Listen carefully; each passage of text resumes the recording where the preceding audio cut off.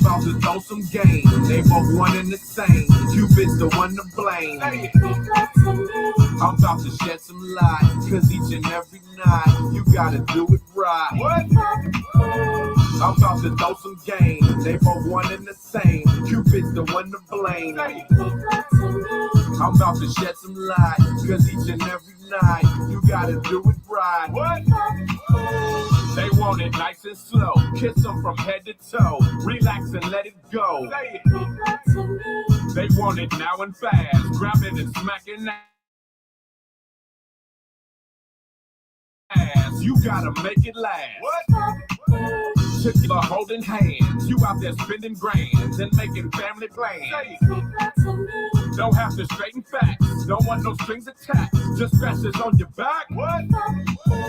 Exes ain't acting right. And you so glad to fight. Dinner's by candlelight. She got a nigga whipped down to your fingertips. Trying that freaky shit. What? Turn on some baby face. Just for your lady's sake. You call her baby cake. Know how to mac a broad. She's on your sack and balls. You call her Jabber Jaw. What? I'm about to throw some game. They want one and the same. Cupid's the one to blame. I'm about to shed some light, cause each and every night you gotta do it right. What? I'm about to throw some game. They both one and the same. Cupid's the one to blame. I'm about to shed some light, cause each and every night you gotta do it right. What? You about to buy a ring. She needs to find a thing. Gucci designer frame. Purchase a nasty flick. Wrap up entire quick. Know how to drive a stick. What? You both unite as one. You the moon and she's your sun. Your heart's a beating drum. You better not a cane. She wanna feel the pain. Then hear her scream your name. What? Follow this dictionary. You're both some visionaries and do it missionary. I hear them call the wild and do it all the while. Doggy and froggy style. What? You in between the sheets, licking and eating sweet. And what you find, you keep saying. You do it standing up. Orgasm, hand them up. Y'all just don't give a fuck. What? I'm about to throw some game. They both one and the same. Cupid's the one to blame.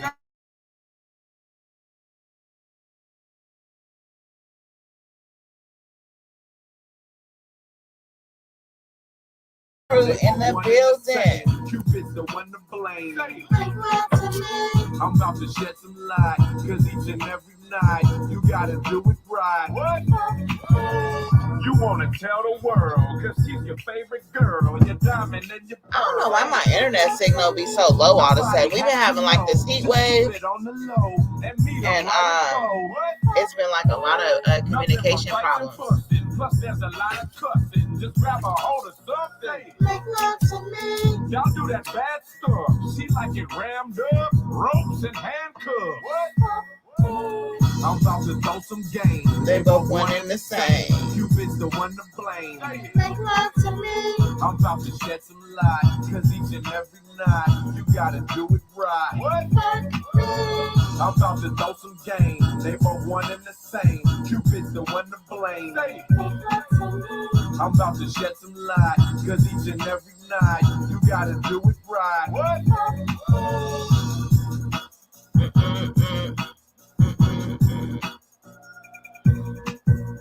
We're gonna get started real soon. Y'all know what it is. I gotta create the environment. And we're gonna jump right in.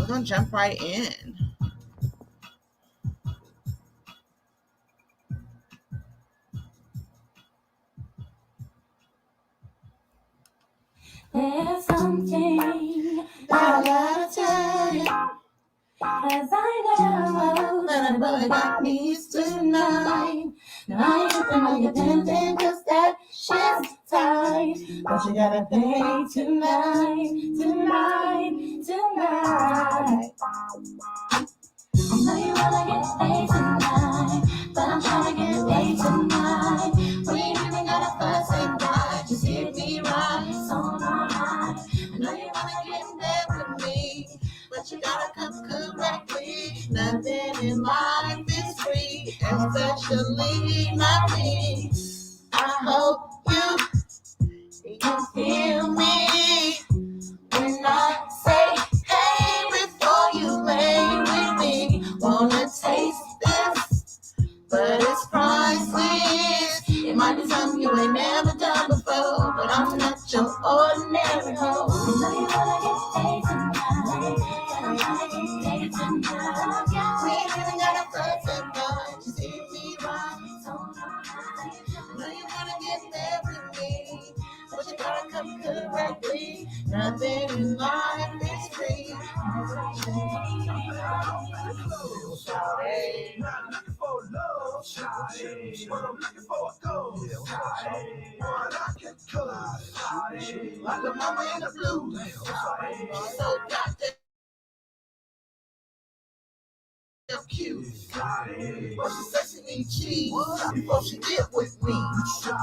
Well, let me see What it might be, and what's your fee for my fantasy.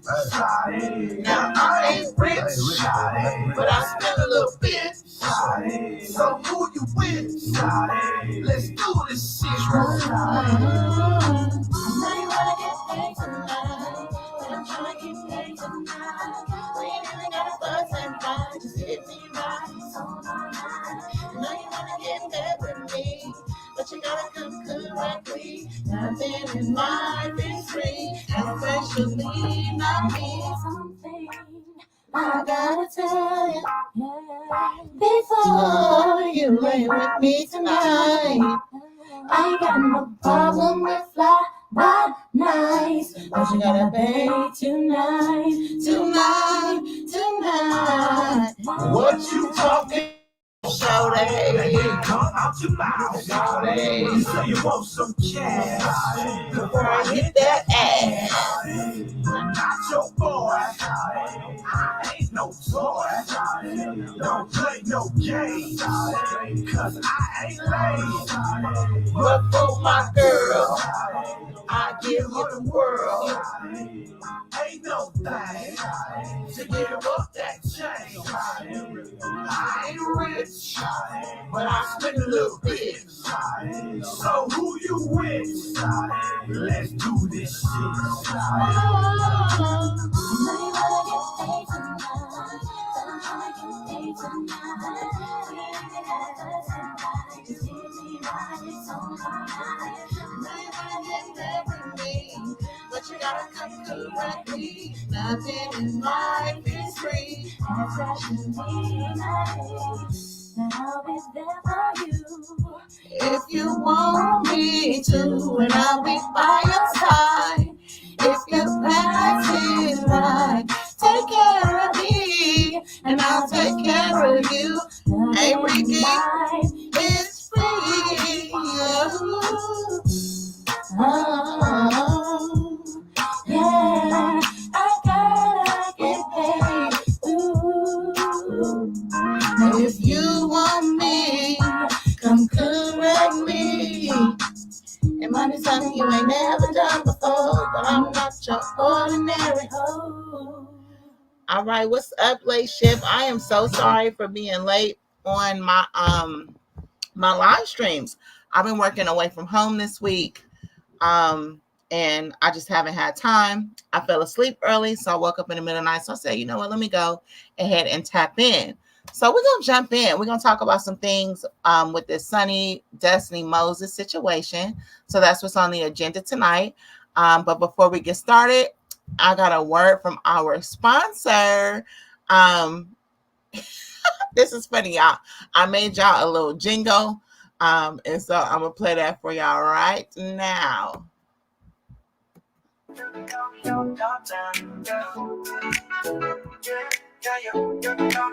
Yeah, you got that yoni yoni, that yoni yoni, that yoni yoni, yoni. Yeah, you got that yoni yoni, that yoni yoni, that yoni yoni, yoni.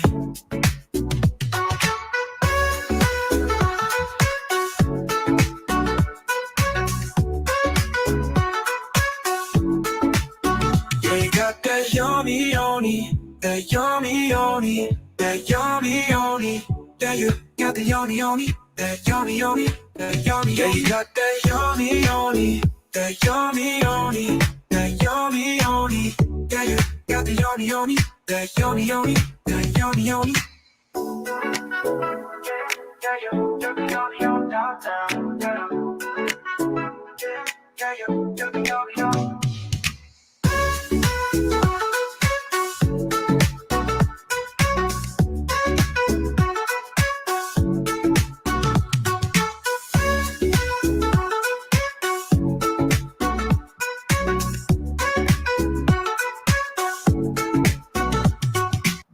All right. So from a scale from 1 to 10, how much do y'all hate me right now for making that that jingle? So I've been playing around with the little AI thing.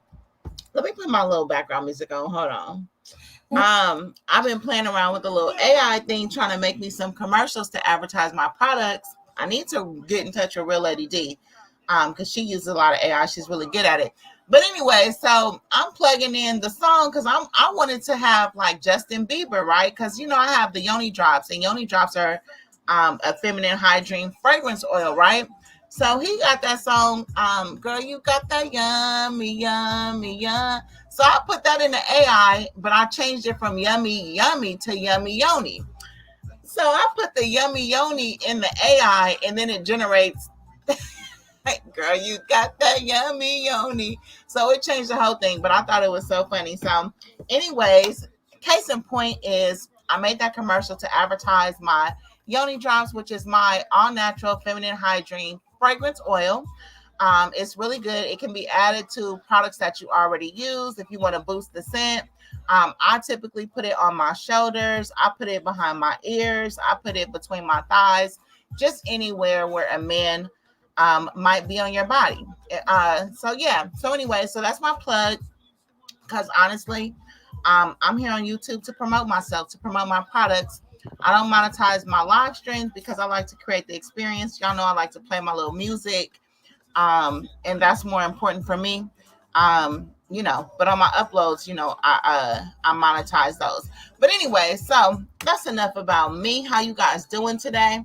We're gonna talk about, this Sunni, Moses and Destiny situation. So I was gonna go live the other day, after Sunni had done her little 1-2, and then so much be transpiring, y'all, just between one day to another. So yesterday it was all about Sunni and her apology. Now, I watched a little bit of her live stream that she did, but to be honest, I didn't watch the whole thing. I stopped after she brought Moses' brother up there, because once he started talking,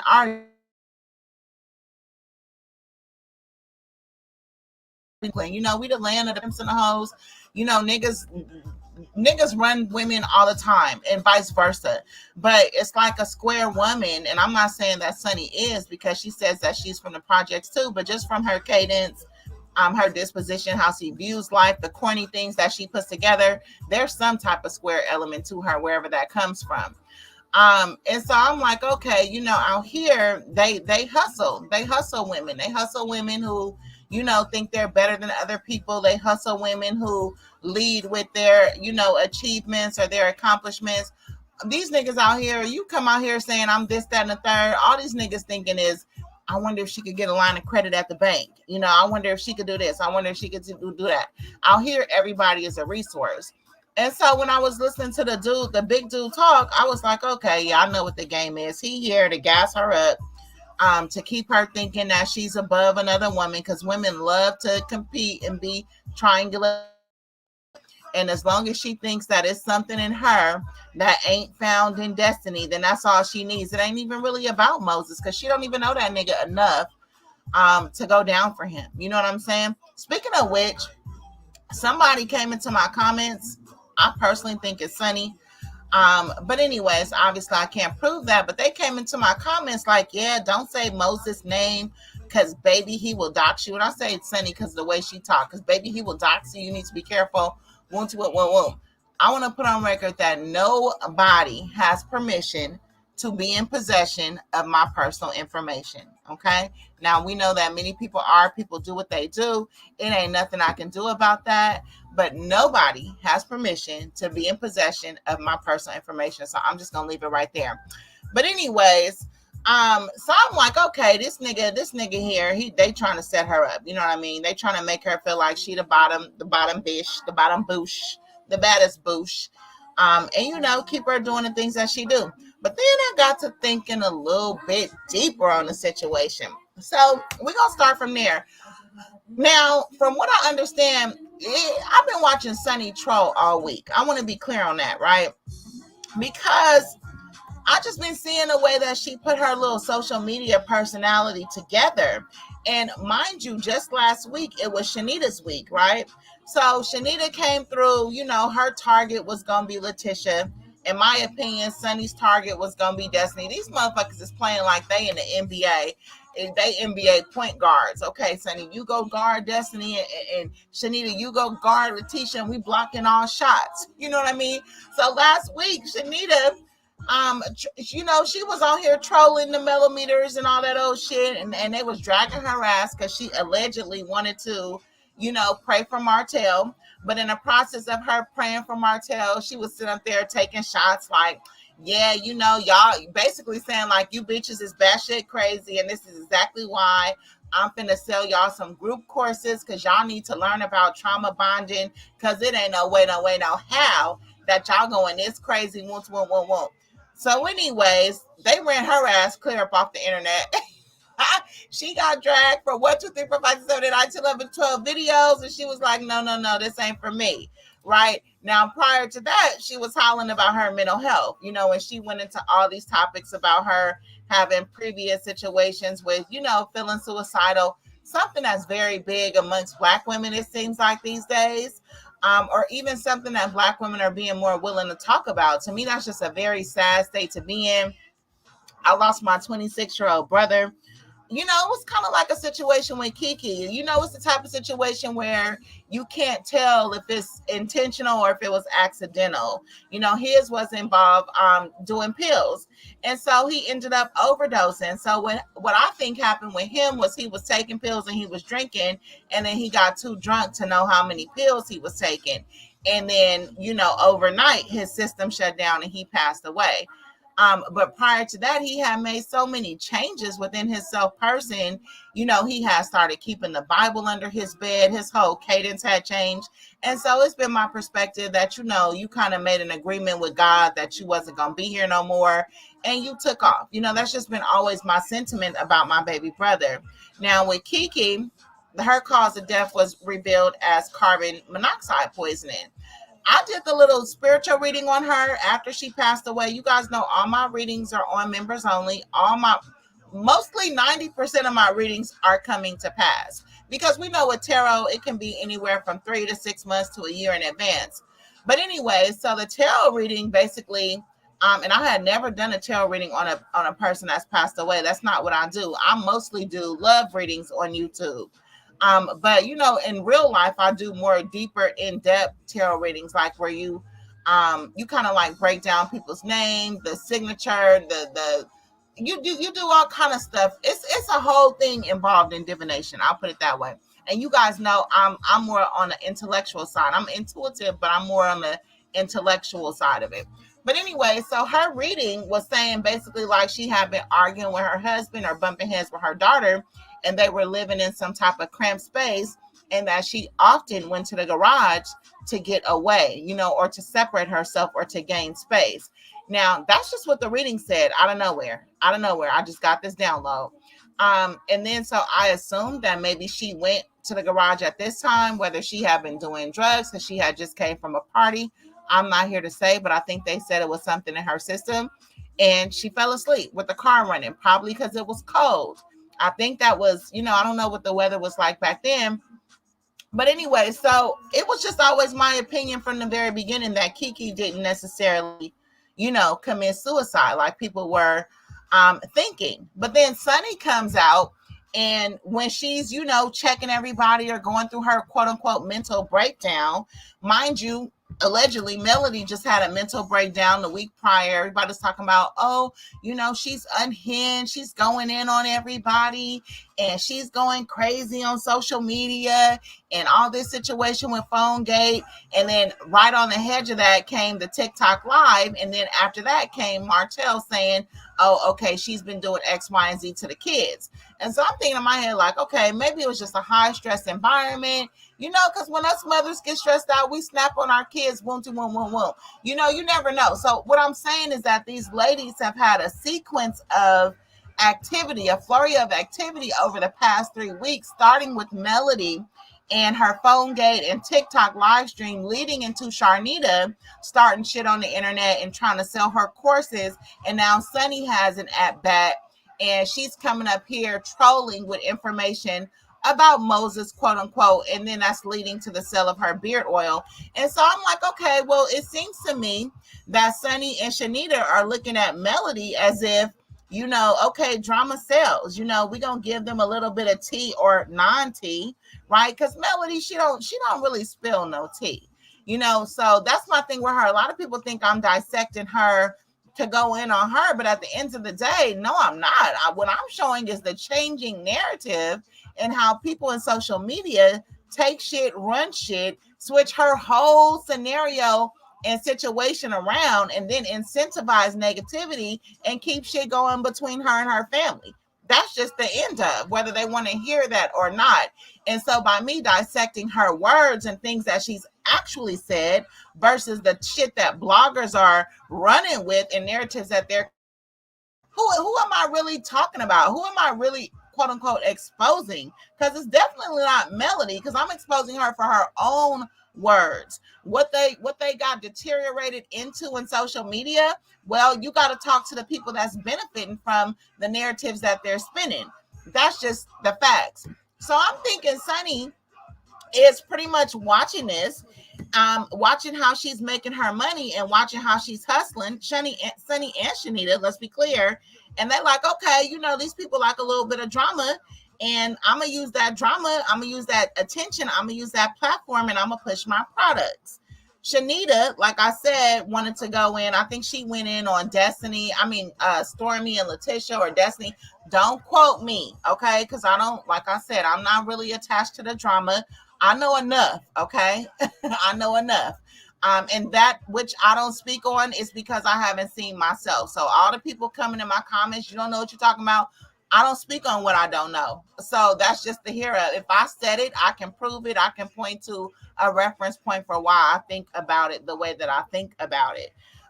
So anyways, what they don't understand is that Melody has a lot of equity with her subscribers, the Melometers. It's not just as simple as, okay, I'm going to just trick them with some fake tea, lure them over to my chat, and then flip the game on them. From an outsider looking in, you may think that's how you do it, but from her perspective, she's built with these people over years, and it's a mutual relationship. First of all, she's created a way for a lot of them to make money, which is a huge benefit to many people's families, especially if you're aging. You make a YouTube channel, that's a supplemental income for you. That's extra ways for you. So she's created that. Like I said, they have built an entire economy around YouTube. People have come in, they're selling things. Melody pushes other people's brands. She promotes other people's channel. She's donated to people in the form of cash apps or super chats. So she's put a lot into the space. In addition to the fact that she throws these people galas, she throws events for them to come in and socialize, give them something to do, let them dress up, commune with each other, make them feel special. So there's more to the magic of people supporting Melody than for her to come up here and troll with some alleged tea or not tea. Yeah, because she create a little bit of sensation in situations. If she want to sell something, we all saw a promo code food truck, where she went in on Wanda, then she had a sale, and then, sold out her site, or she had the PhoneGate situation. So yeah, she does her little marketing things, but her drama marketing, it's not strictly for the sake of drama marketing. It's a piece of the, and I think that what's missing with Shanita and fucking Sunny, is that y'all haven't built no equity with these people. Y'all haven't put nothing in with these people. Y'all haven't fed them. Y'all haven't done giveaways. Y'all haven't thrown galas. Y'all haven't built friendships. Y'all haven't built relationships. So how the hell you think you can do what she do and get the results that she gets? No, y'all starting from the ground up, just like me and everybody else. Y'all know I'm feverish about pushing my products because I believe in them. But at the end of the day, I'm not a reality star. I'm just an average Joe Schmo. I'm just a person working overtime and putting the money into a side business and using social media as free marketing. Because marketing is hella expensive. It just is. Speaking of marketing, for those of you guys, I have hearing everybody doing like Christmas giveaways. I would love to sponsor some of these events and provide products for your giveaways for your audiences. For me, it's just a way to put my products boots on the ground. I don't need no shout outs on YouTube. I don't need nobody to do a review. I don't need nobody to co-sign my products because they're already legit. I know the value of them. Go on Etsy, read my reviews. The people speak out. My products they're the shit. But what I would like to do is, expand my reach, right? So those of you guys who are having Christmas giveaways, and you're comfortable sharing your information so that I can send you a package, email me. Please email me so I can donate some products and you can give them away to your subscribers. They're amazing, they're beautiful, and they work. So y'all can visit me at yonidrops.com, which is my latest product, but always on the Inner Alchemist at Etsy, where I do spiritual cleansing, protection, and manifestation. And that's what I do. I'm not a witch. I'm more of a witch doctor, meaning that I clear people up from curses or generational things or just energy. Bitch be gone, shut them up. I have alchemizer waters that when you spray them, I don't do negative things to other people, but what the aromatics do is they recalibrate your brain back towards your own business and your own manifestation so that your energy stays center focused on yourself. And so if you spray a water called bitch be gone or shut them up, it's not necessarily that the bitch is gone, but she is gone out of your consciousness and she is blocked from tapping your energy. And really giving people access to your energy is what allows them to attach to you and put that negativity in your life, right? So y'all visit me on the Inner Alchemist at Etsy. Definitely wanted to bring that to this space because this space got a heavy spiritual undertone, but it's more on the negative side than it is on the positive side, which is leading to a lot of suffering for people and a lot of ups and downs. So anyway, the case in point that I'm trying to make is that Sunny been trolling all week, trying to get some traction, trying to get people over to her chat because that they think that they're following Melody's blueprint when it comes to dealing with her subscribers. Even when Sunny first touched down, she wanted to touch down and do an interview on a large platform. But she's appealing to that audience, right? And those audience are the Melometers. They're here for her. That's just it. And that's just all. If you want a Sunny meter or the Sunny sides or whatever y'all want to call yourself, the Sunny side up, then you're going to have to create that. You're going to have to build it from the ground up over a period of years, just like Melody did. But I say that to say the Melometers aren't the hustle that you think they are. And so there's a reason why they support Melody when she does drama marketing. That's not going to translate to you guys, right? And I think that Sunny saw evidence of that. So she's been getting dragged. But she was trolling them from the get-go. I already knew that she was not going to offer them no tea, no information. Like a few months ago or weeks ago, whatever, when she had come out here and she was like making a threat, like if anybody put my personal information out, won't. And I was looking all over YouTube, like, when did somebody threaten to put her information out? Because at the time she said that, she was like a non-factor. But I forget that these people are also on Facebook, so I'm like, okay, maybe this happened on Facebook. But my first instinct was, you put your own shit out. You put your own shit out because you want to create some traction. You want to create some buzz. And not only that, it's a red herring. So if you fear that people are going to dox you and then you make a page and dox yourself to send people down a rabbit hole or deter people from the path, you kind of make it seem like not only something happened to you that didn't happen, but also that somebody has the correct information on you when they don't. So I just always felt like her hands were dirty in that, because it just didn't make any sense. I'm like, why would people just randomly dox Sunni? Like, for the most part, she's translated with these women, they see it for her. I didn't see it for her from the get-go. Just because I know fake shit when I see it, it ain't even got to go as far as discernment or intuition. I'm just from East Oakland, and we just know the game. That's just all there is to it. So I was able to spot it. And then another thing that I just really didn't like was just this round and round circle of bullying the other women on the cast. And I don't even want to call it bullying. We all adults, but it's just like they was just targeting people on the cast. And it was just always this obsession with Destiny. And I'm like, what the hell? I watched the show. For those people saying, you ain't watched the show, you don't know. And honestly, I just don't see it. I don't see what Stormy did on that show to fuck with nobody. Especially Melody. I don't see what Destiny did to fuck with nobody. What I see Destiny did on the show was not take nobody's shit. Now, prior to this season, with this season, there's a clear alignment with Martell.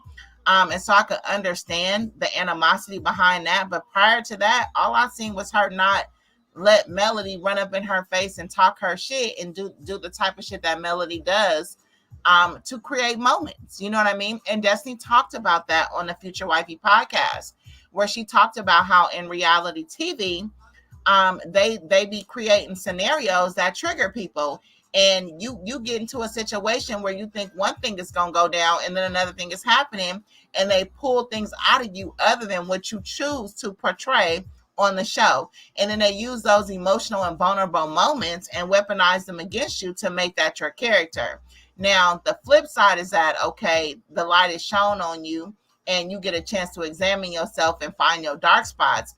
But at the same time, it's kind of like annoying when you go that it's a production and feeling like you're producing one thing and then you're produced in an entire different way. And I could definitely understand Destiny's frustration with that. So anyways, so Sunni, so she went live and she was like trolling everybody. And I guess she cussed everybody out. She was talking about how they pussy stink and they got hella baby daddies and their sons was gonna be in jail and they got trains ran on them. I'm like, girl, like, that you talking to women that's in their 60s, 70s, 80s, and 90s. Like, girl, this is not really the crew for that.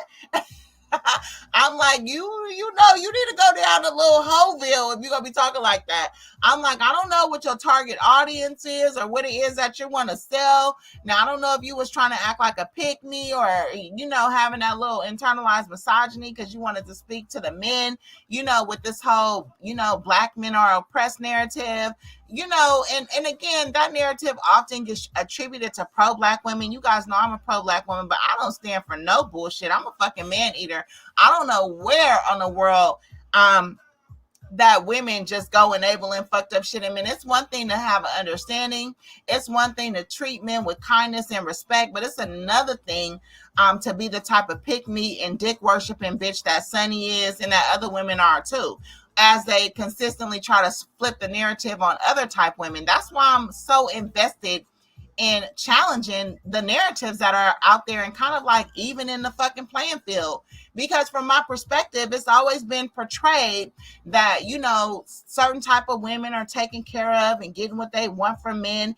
And, they're this and they're that. And then other type of women are this and that. And it's like, it's just so many different ways where I could just point out polarities, parallels, and that shit just irritates me. It just irritates me because I know who's doing what, because I'm in the middle. I was raised upper middle class, but my family is hood. And so I was always in the middle. I always had a little bit of both. I always saw it from both sides. I saw how my aunties, they was educated, they had money, they had their shit together. My mama was a booster, a hustler in the streets doing her shit, but she also bought, through her credit card scams and shit that she was doing, she also put diamonds in the pockets of my aunties. She put TVs in their kids' rooms. She helped them get cards. She helped them get shit from Home Depot to remodel their houses. But then when it was time to go to jail, it was like, she's a criminal. what are we gonna do about her? But it's like, but you benefited off of her. You benefit off these hood hoes. You benefit off these boosting and scamming hoes. But then y'all sit at the top and want to look down like somebody is less than y'all. But y'all be fucking with them boosters. Y'all be meeting them crackheads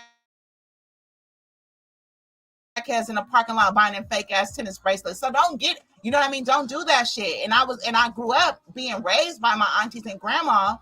And so it's hard for me as a kid listening to people talk shit about my mom and being a kid and not really able to defend myself because my mom wasn't there for me. So I'm stuck with these people. You know what I mean? And so it's like I'm relying on these people for love. I'm relying on these people for money and support and help in my mom's absence. But at the same time, I'm listening to them talk shit about her for the life that she's leading that they benefit from. And then when she wanted to clean up her life, it was like, you know, because she had did a Section 8 program and she wanted to buy a house and she wanted my grandma to kind of like co-sign. But the mortgage was going to be paid by Section 8. My aunties, she been in jail. She's a scammer. She doing this, she doing that. It was always like conveniently pointing out her flaws. But when everybody was benefiting off the hustle, they didn't have a bitch ass thing to say about it.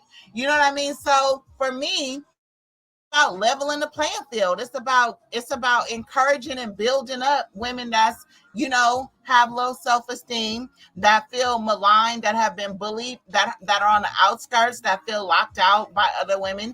And it's about taking a little bit off of the bitches who sit at the top and act like they want to judge somebody. Meanwhile, they husbands is undercover crackheads. They fucking the bosses at work. They getting conned by people doing pyramid schemes and selling Herbalife, simple ass type shit, right? But want to sit high and look low because as long as they're pointing a finger out at the hood, at the people in the ghetto, nobody's looking at all the shit that they got going on. They kids stealing, even though they rich. They kids going to jail, getting DUIs, killing people, trying to be in the street, don't got no fucking street game, getting jacked up, all kind of shit. But you don't hear none of that.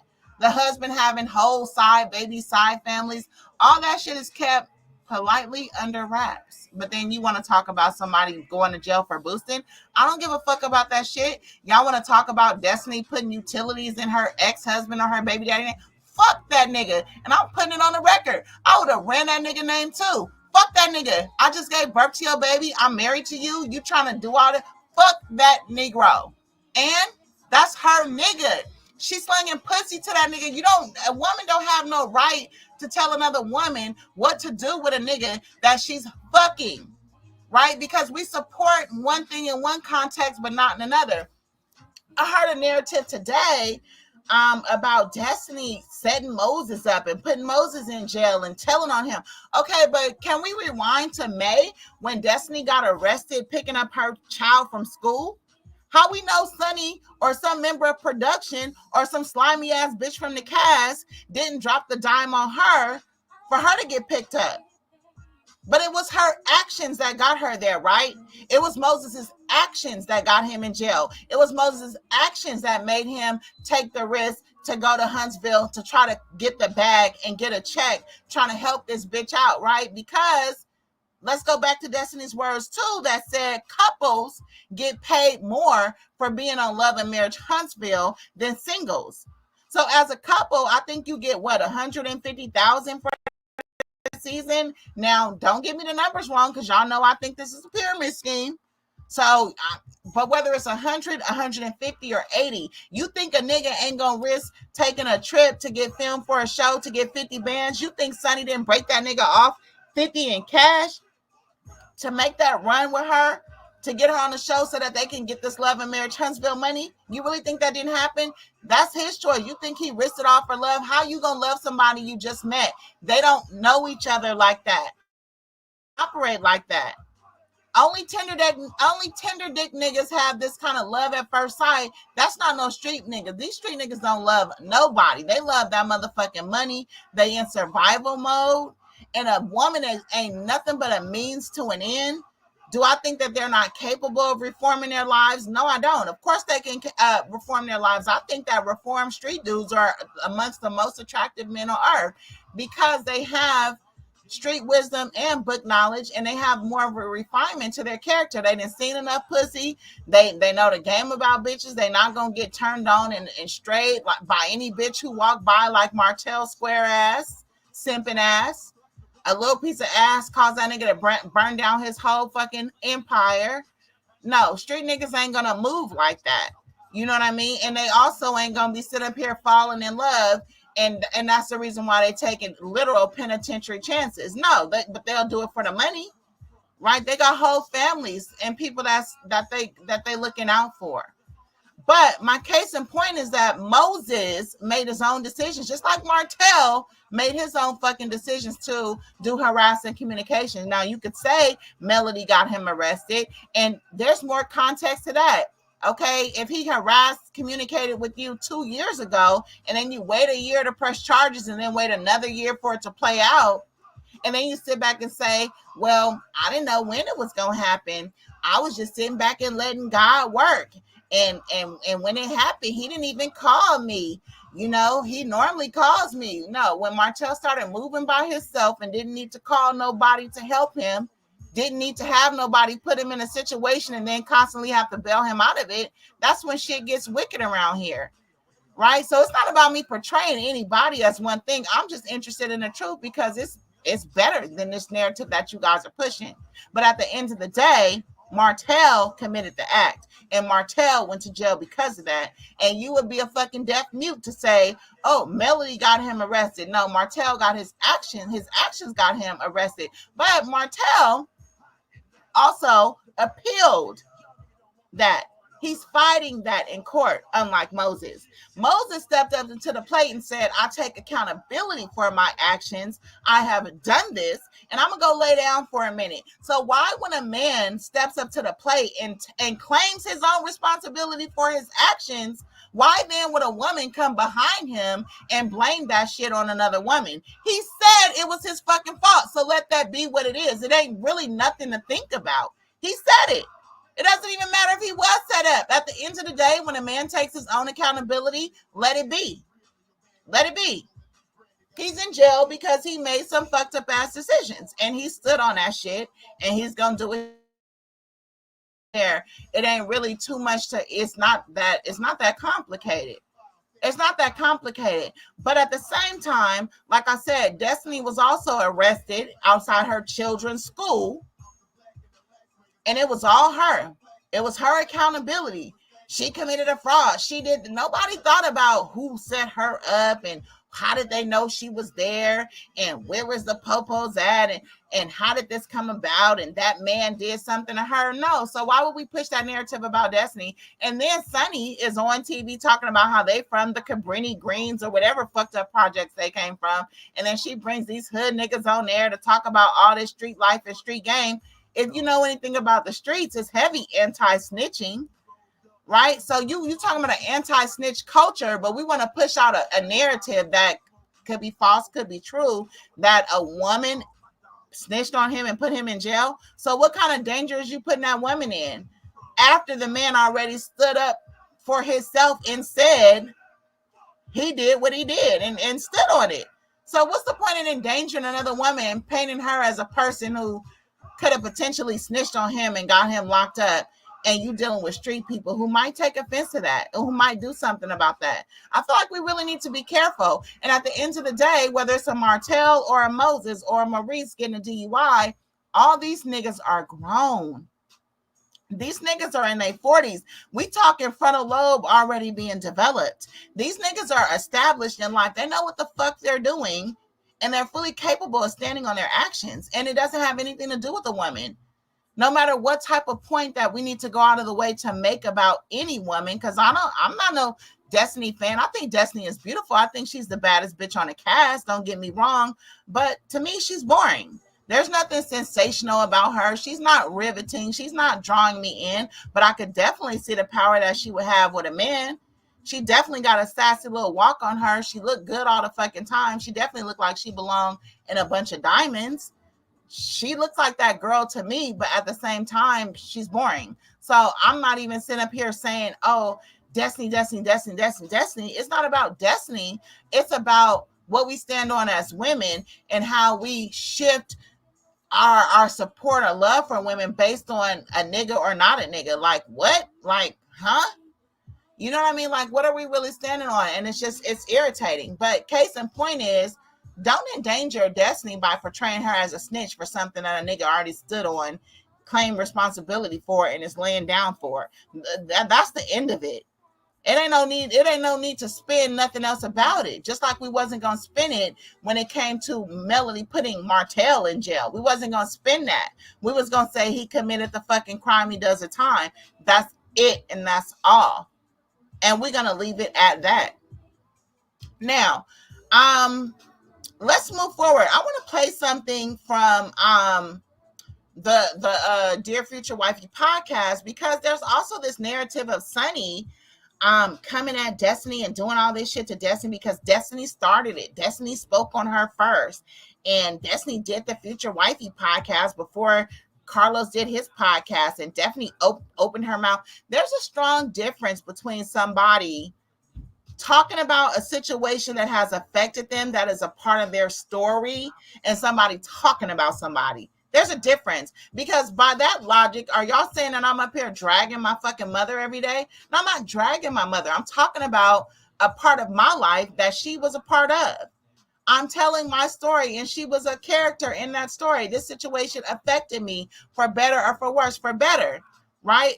In all intents and purposes, but I tend to work in reverse. I show the process.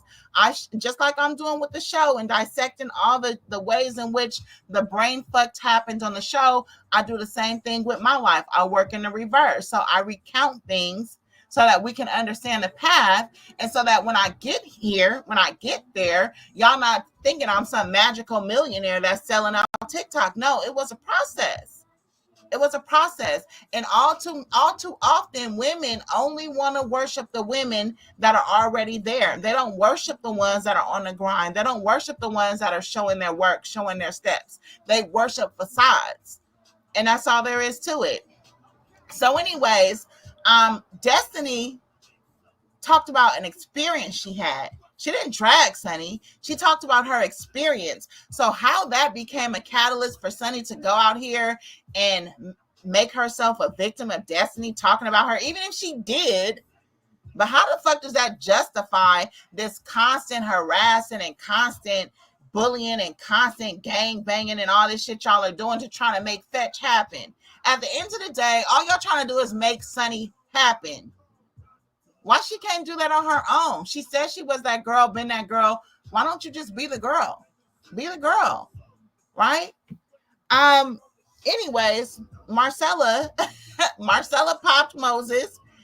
Marcella breaks a lot of the news. You're gonna give her credit for that. I do like that. I see that a lot of YouTubers are giving each other credit, you know what I mean, and sharing equity in the space. I think that's a beautiful thing. So Aunt Marcy, I call Marcella Aunt Marcy when I go watch her channel. She broke the tea about Moses. She had a similar situation as me. She was getting threatened with having paperwork sent her way, and I guess she got threatened as far as doxing. You know, I just told you guys, somebody dropped in my chat and tried to threaten me. Marcella said, don't threaten me with a good time. She said, hold on, I'll get into my previous bag. She said, I got a whole bag of tricks for you if you want to go down that route, right? Now, a lot of people like to pick on people who they think don't have no team, don't have no support. You know, they go in. You know, I was looking because the person wrote in my comments, I'm looking like, bitch, how dare you? Like, these motherfuckers got your nigga name, his mugshot, his full name, his address.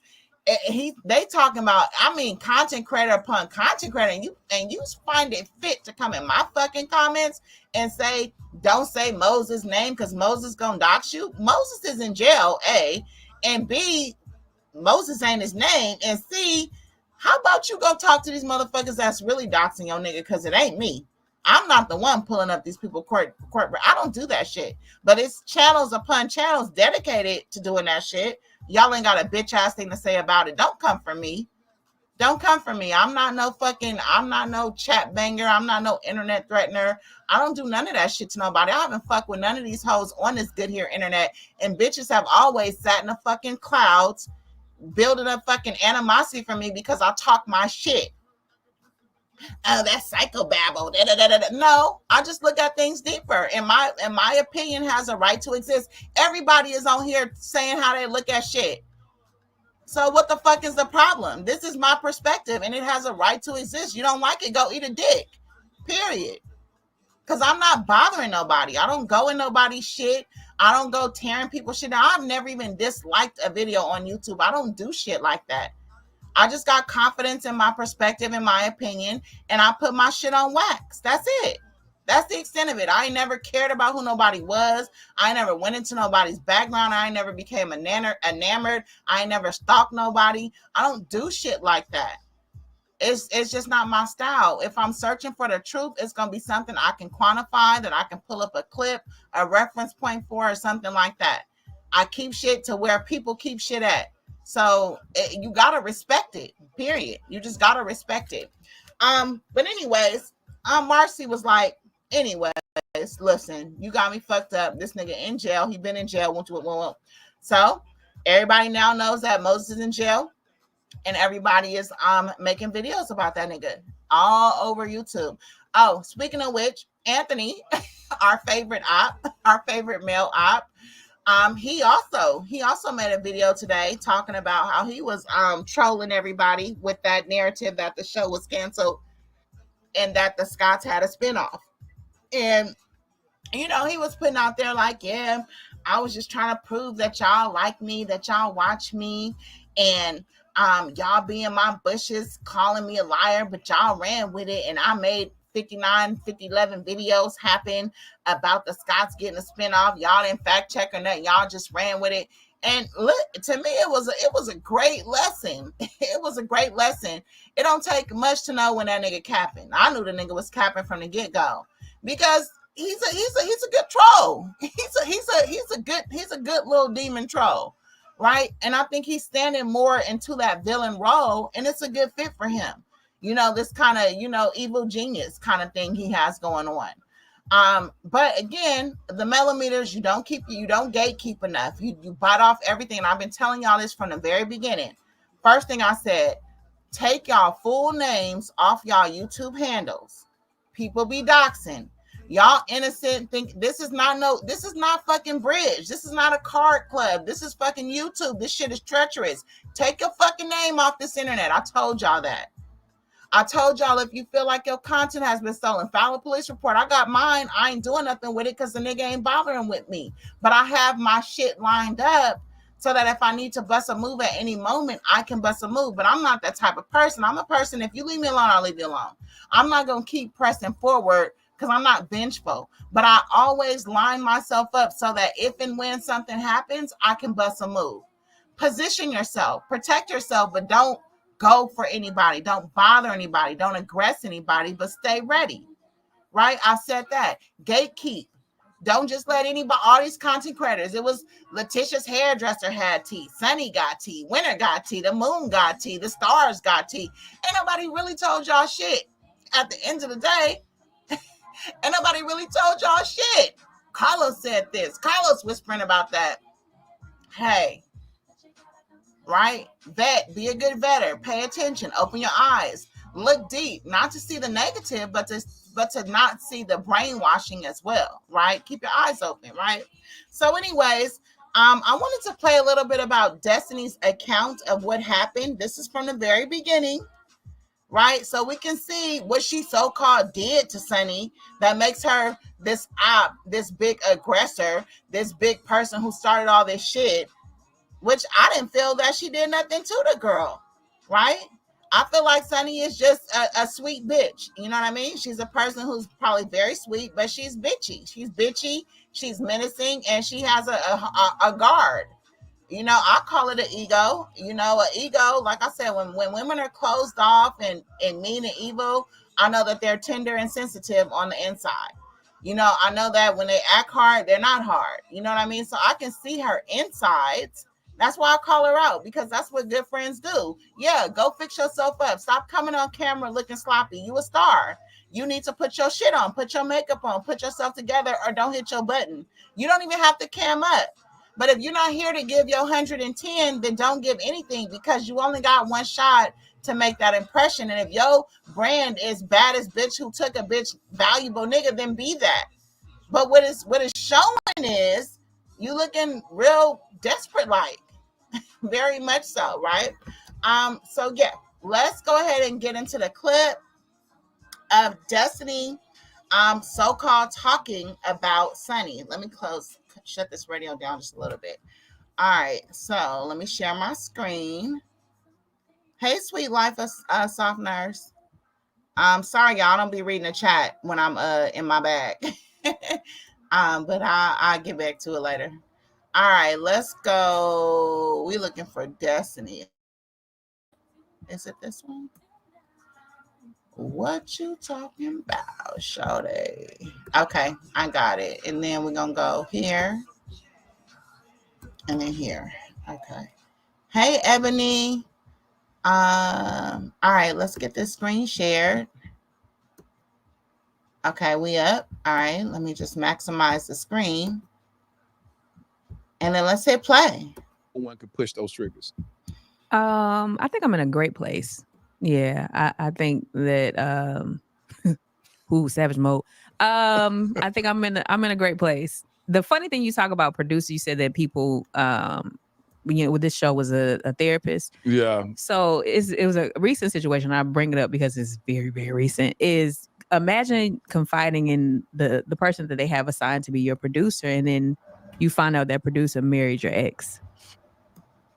Oh yeah, that's it's not that's not imaginary. That's actually what happened to you, Destiny. Yeah. that's actually what happened to you, Destiny. So what is it? Is it really?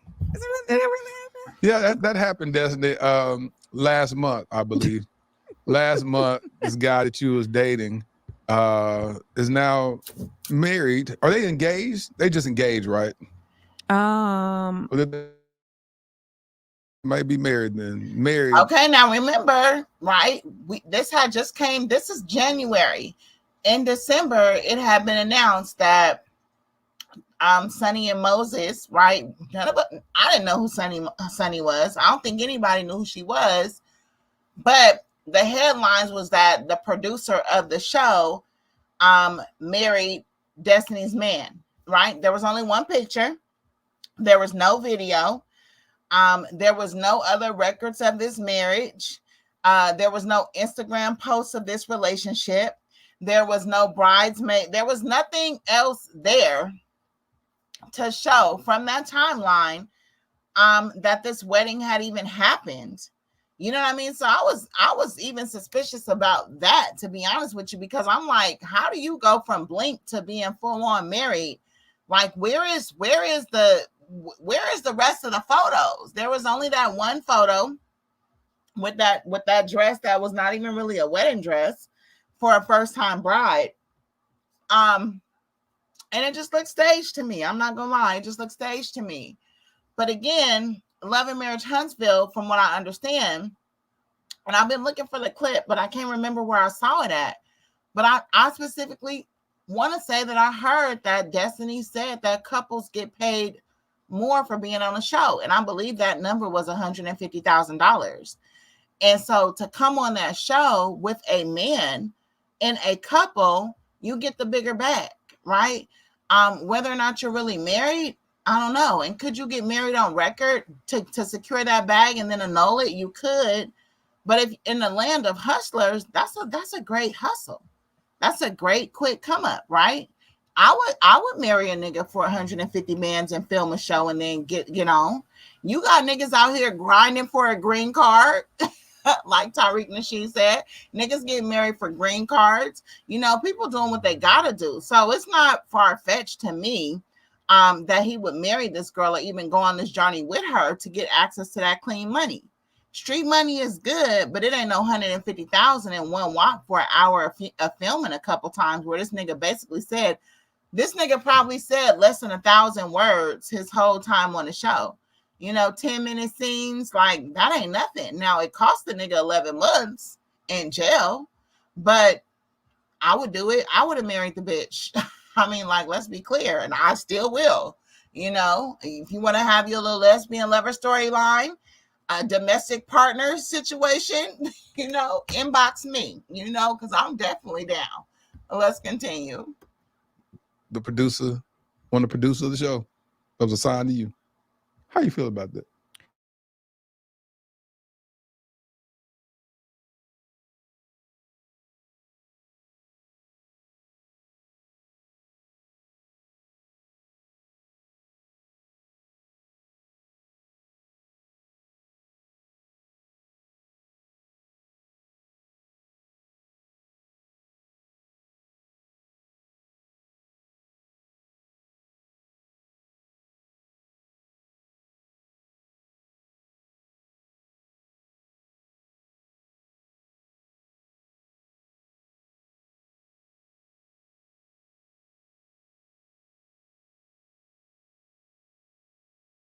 So the thing that's crazy is that, the job of a producer that's assigned to you, a field producer, is for them to. Okay, my bad, y'all. The internet signal is getting weak. Like I told y'all, we having kind of like a heat wave in California, and for some reason, it's been messing up the internet quality. So let me go back a little bit. And I got my VPN on, so I know it ain't nothing shady going on. But okay, all right, let's go right now. She didn't say that the dude was her cousin. She said that to you. So the thing that's crazy is that, the job of a producer that's assigned to you, a field producer, is for them to, you give them, you confide in them. Yeah. And not only was she my producer, we actually became friends after she left the show. And Hi, we're Visible. If you're looking for one-line wireless plans without hidden fees and surprise. Okay, so again, Destiny is not acknowledging that they became friends after she left the show. So Destiny's not no crazy maniac who's running around here claiming friends. This was her genuine thoughts about the situation, because Sunni's relationship with her extended past the filming. So why would she assume that, oh, this is just a producer, right? Let's continue. She would say things to me like, when I would have those moments like, this is crazy, I'm sick of this. And then she would say things like, you know how many girls would love to be in your position, and you know how many girls would love to be on television. And I didn't think she was talking about herself. The whole time I'm like, that's child. And so then when I found out the cousins got married, she did not say that was her cousin. She done told you. So did he say that was her cousin too? The word was we people. Like they, like I know, like, man, that's my people. Yeah, like we got cousins, and so I'm thinking real for real, like real talk. Like in a million years. Now I don't know if y'all remember, but do y'all remember when I made a video about my conspiracy theory? I think I'm gonna take it off of my membership only. My theory was, first of all, I was thinking that why is my dog barking? Hold on, y'all. Let me play a word from our sponsors real quick. I gotta check on my dog, okay?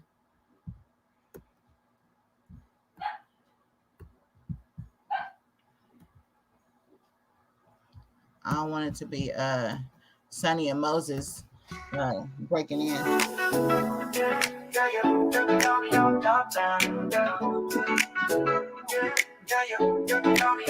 Yeah, you got that yoni,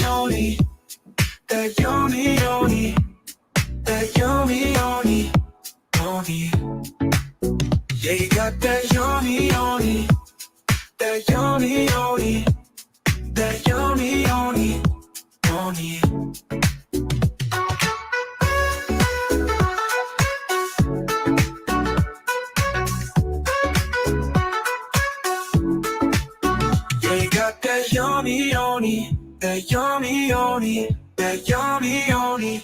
Yeah, you got that yoni, that yoni, that yoni. Yeah, you got that yoni, that yummy, that yummy. Yeah, you got the yoni, that yummy, that yummy. Yeah, you got that yoni, that yummy, that yummy. Yeah, you got the yoni, that yoni, that yummy.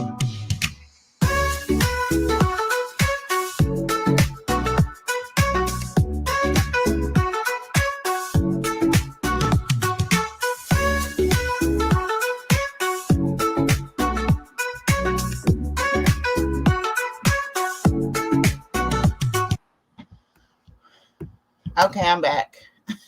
Sorry, I had to check on my dog. Oh my God. All right. It's nothing out there. The neighbor left his gate open, and so his dogs ran out. They all little dogs. My dog is a poodle. I want to say he got a terrier. So, but he sleep, and he left his gate open, so his dogs got out. I tried to wake him up, but he ain't getting up, so I hope his dogs be all right. Or I might go get the dog or something. All right. Are we back? All right, we back. Like I didn't know. And then I get a text message where it's like, hey, out of respect for you and our friendship, and as a woman, I want to tell you that we getting serious. I'm like, when did you and your cousin? When did y'all when did y'all even start dating? What are you talking about? Because real talk, like I knew that the man wasn't my husband. We had already broken up. Okay, so Destiny basically saying that, from her understanding, her and Sunni had a relationship outside of the show, and the communication was that Moses was her cousin. Now, I put out my conspiracy theory that either all of them knew each other and came up with this storyline together, or that Sunni and Moses was together the whole time, and Sunni lent Moses her man for Destiny's storyline, but that was never her man. That was another theory that I had. The other theory that I had was that Sunni and Moses knew each other, and that Sunni put Moses on Destiny to help Destiny produce her storyline, and that they was all benefiting from it. Now, when Sunni was terminated or left her role as producer, I felt like, well, shit, what was you doing? Because at the time it was like all this talk about all this back and forth trips to St. Louis. And I'm like, okay, well, was you playing with the money? Was you using money to book these trips, and y'all was just going out of town, thotting it up with these niggas and doing it on the show budget, acting like it was for the show because you was a producer, but really y'all was just hanging out? Why did you leave the show as producer? What did you do? And how did you leave the show as producer but come back as a cast member with the same man that was the topic, or the man who was in the middle of the person who you was producing for? So all of them was my conspiracy theories. I'm like, this shit don't sound right, especially for y'all to hop out with a marriage. Maybe y'all been knowing each other much longer than y'all portrayed, and he never was really Destiny's man. But over time, they pretty much have all stuck with the story, or have mastered the storyline, because we still don't really know what it is. We don't know these people. That this was some 15-year relationship between Destiny and Moses, or friendship or situationship, which that didn't make no sense to me either, because Moses allegedly had an ex-wife. Destiny was married and was having a child and going through divorces with her man. And I'm like, so was you his side chick? Was he your side nigga? It just didn't make any sense. And then he pops out married to Sunni. You know what I mean? So I don't know. It's just my perspective that Destiny didn't have nothing going for a storyline. And Sunni was like, okay, I got this nigga in St. Louis. He could come in as your man. If you have a couple, you get a bigger check. And won't. Maybe that didn't play out for Destiny at the time, because Moses was allegedly on house arrest and not able to leave St. Louis. So he couldn't film. So that storyline was not able to play out for Destiny, but Sunni, it played out for her, for whatever reason. Maybe there was a bigger bag attached to it, or maybe she positioned it in a way that it wouldn't be a big deal. In any event, he violated his probation or his parole or whatever the situation was, and he left the state to go film the show with Sunni, and he didn't leave the state to go film it with Destiny. What is the reason for that? We don't know. Is it love or is it money? You know what I mean? If he's a street nigga, he says it is, it's probably money and the opportunity to clean up your money or to have a different lifestyle. Or maybe Sunni's a better salesperson. Maybe she put it together a little better. Maybe she offers some protection. Maybe she was like, by the time this films, it'll be over and done with and you ain't gonna get caught. He took a literal penitentiary chance, like I said. But let's continue. Let's say that I had already ended the relationship, and it was just a lot of things that were red flags, and I wasn't going back down that road again. And then a long distance on top of that. This cracked me up because they said no Diddy everywhere. I'm like, this ain't no Diddy. This is no doggy. I don't know what these dogs doing. The freaks come out at night though, girl. But you like them long distance relationships, huh? I actually did, because I like to be. I'm an only child. Listen, my dad's only child. I'ma still do Destiny's breakdown. In her separate video. Because I think I missed her live stream too, but I'm gonna do it. I'm gonna do everything I said I'm gonna do. But I found it interesting that she met her husband in a long distance relationship, and then she also had this long distance situation with Moses as well. But like I said, did Sunni put Moses in Destiny life because Destiny was a star on the show, and he thought, and there was going to be a bag attached, or are they all in on it together, or is it all separate like they say it is? I don't know. It's just a weird ass. Meh. And then ain't they all from the same place? Because I think people said Destiny was also from St. Louis too. Or is she from Detroit? Or the Midwest is a really interesting place in America.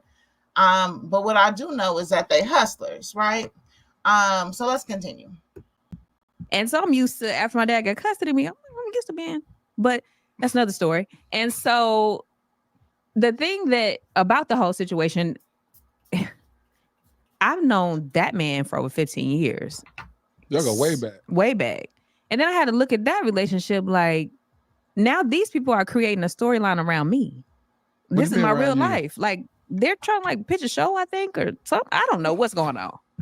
I don't know. Okay.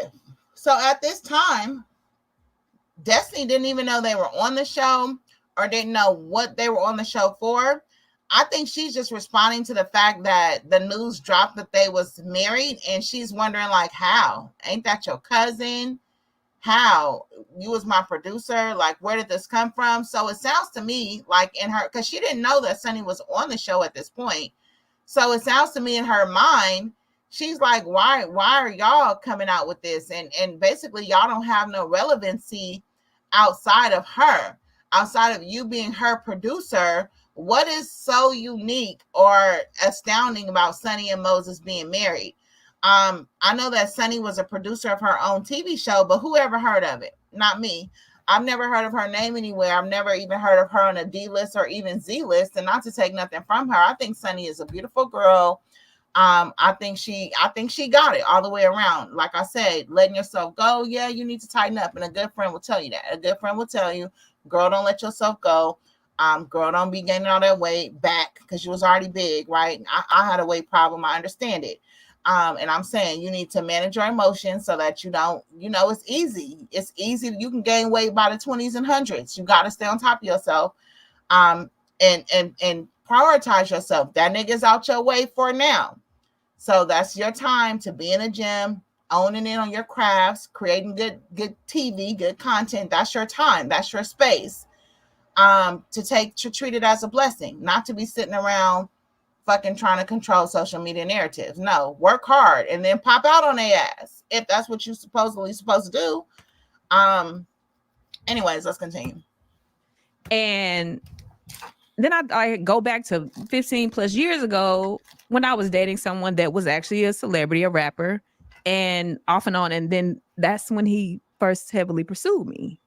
Oh, the guy you started dating. Yeah. And then now here we are, fast forward, I'm on television and he's heavily pursuing me again. So then I had to think about what was... Oh, wait a minute. So, okay. So basically she's saying that she knew Moses.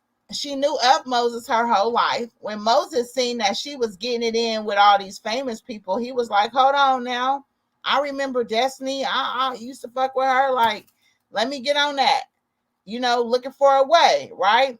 So then she said that happened. He started getting on her body when she was dating a rapper. And then he seen she was on the show. And then he started getting on her body again.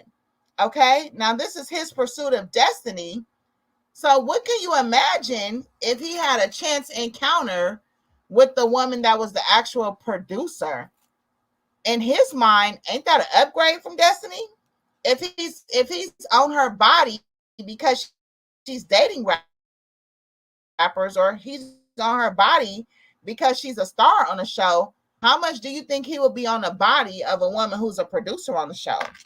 How much do you think he would try to quote unquote wife a woman who's actually producing the show if, according to Destiny, he was on her top just from her being on the show?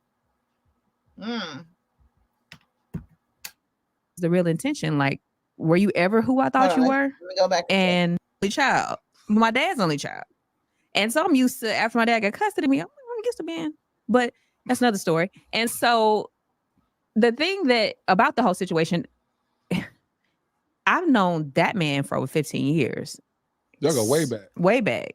And then I had to look at that relationship like, now these people are creating a storyline around me. This is my real life. Like, they're trying to like pitch a show, I think, or something. I don't know what's going on. I don't know. And then I go back to 15 plus years ago when I was dating someone that was actually a celebrity, a rapper, and off and on. And then that's when he first heavily pursued me. Oh, the guy that you started dating. Yeah. And then now here we are, fast forward, I'm on television and he's heavily pursuing me again. So then I had to think about, what was the real intention? Like, were you ever who I thought you were? And what I can say about the situation is, it is what it is. People find themselves in situations and they ain't got nothing to, well, it do got a lot to do with me because it's a whole storyline. But people will create storylines around your reality and use it for, gain clout, attention. How long y'all broken up at that point? Probably about 5 months, maybe. And do you feel like it's betrayal? Wait a minute. So hold on. So Sunni asked to manage Destiny specifically while both were not even on the show. But remember, there was like a narrative running around about Destiny being hard to produce. Did Sunni create that narrative? Where did that storyline come from? Was that from a previous producer?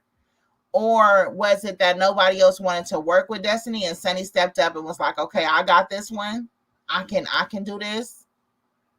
Or did Sunni and Destiny already have the relationship and she had enough tea on Destiny to be able to put the story together?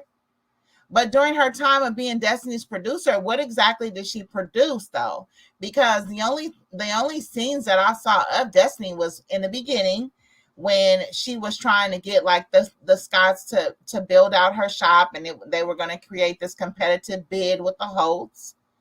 And then we seen her do her Madani situation. She also had like some type of a dinner or formal gathering. That's not the first time I've seen Stormi, but Stormi was there.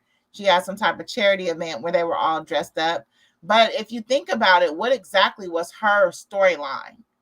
Now, we know Melody's storyline was that she was divorced from her, ex-husband, and she was coming out, emerging. She had a women empowerment. Tisha was the housewife who was entering the workforce. Kimmy was the stepmom. Stormi was the nouveau riche. So like I said, everybody has a niche. So what if you had to describe Destiny's niche on the show, what would have been her archetype of Black woman? What is her constructed theme? Because when you talk about poor production and not knowing who you are, what's her angle? What was her angle? Y'all let me know. Okay, internet look like it's tripping, but we're gonna work through it. I see my bars getting low. Okay, so Sunni booked Destiny's singing appearances. I believe Sunni was on plan to rekindle old acquaintances with Moses.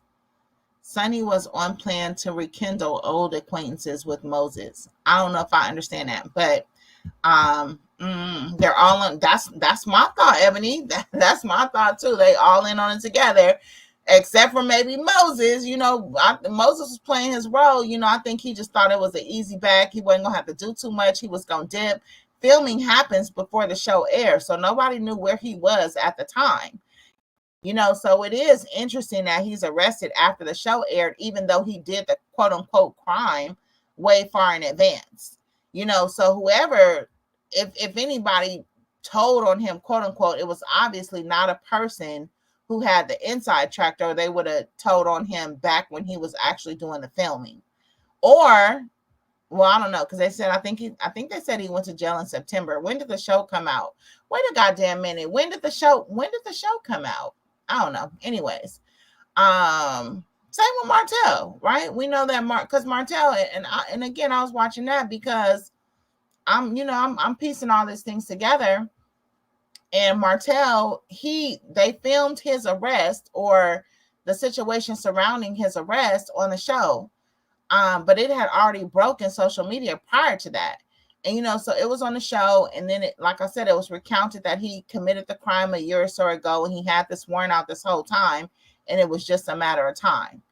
And then, it was interesting because Melly was on the show and she was like, yeah, I was just so stressed out. Everybody was calling me and I didn't even want to answer my phone. And, it was so much going on. And I was thinking in my head, like, but you knew about it. You know what I mean? So what was there for you to be stressed out over?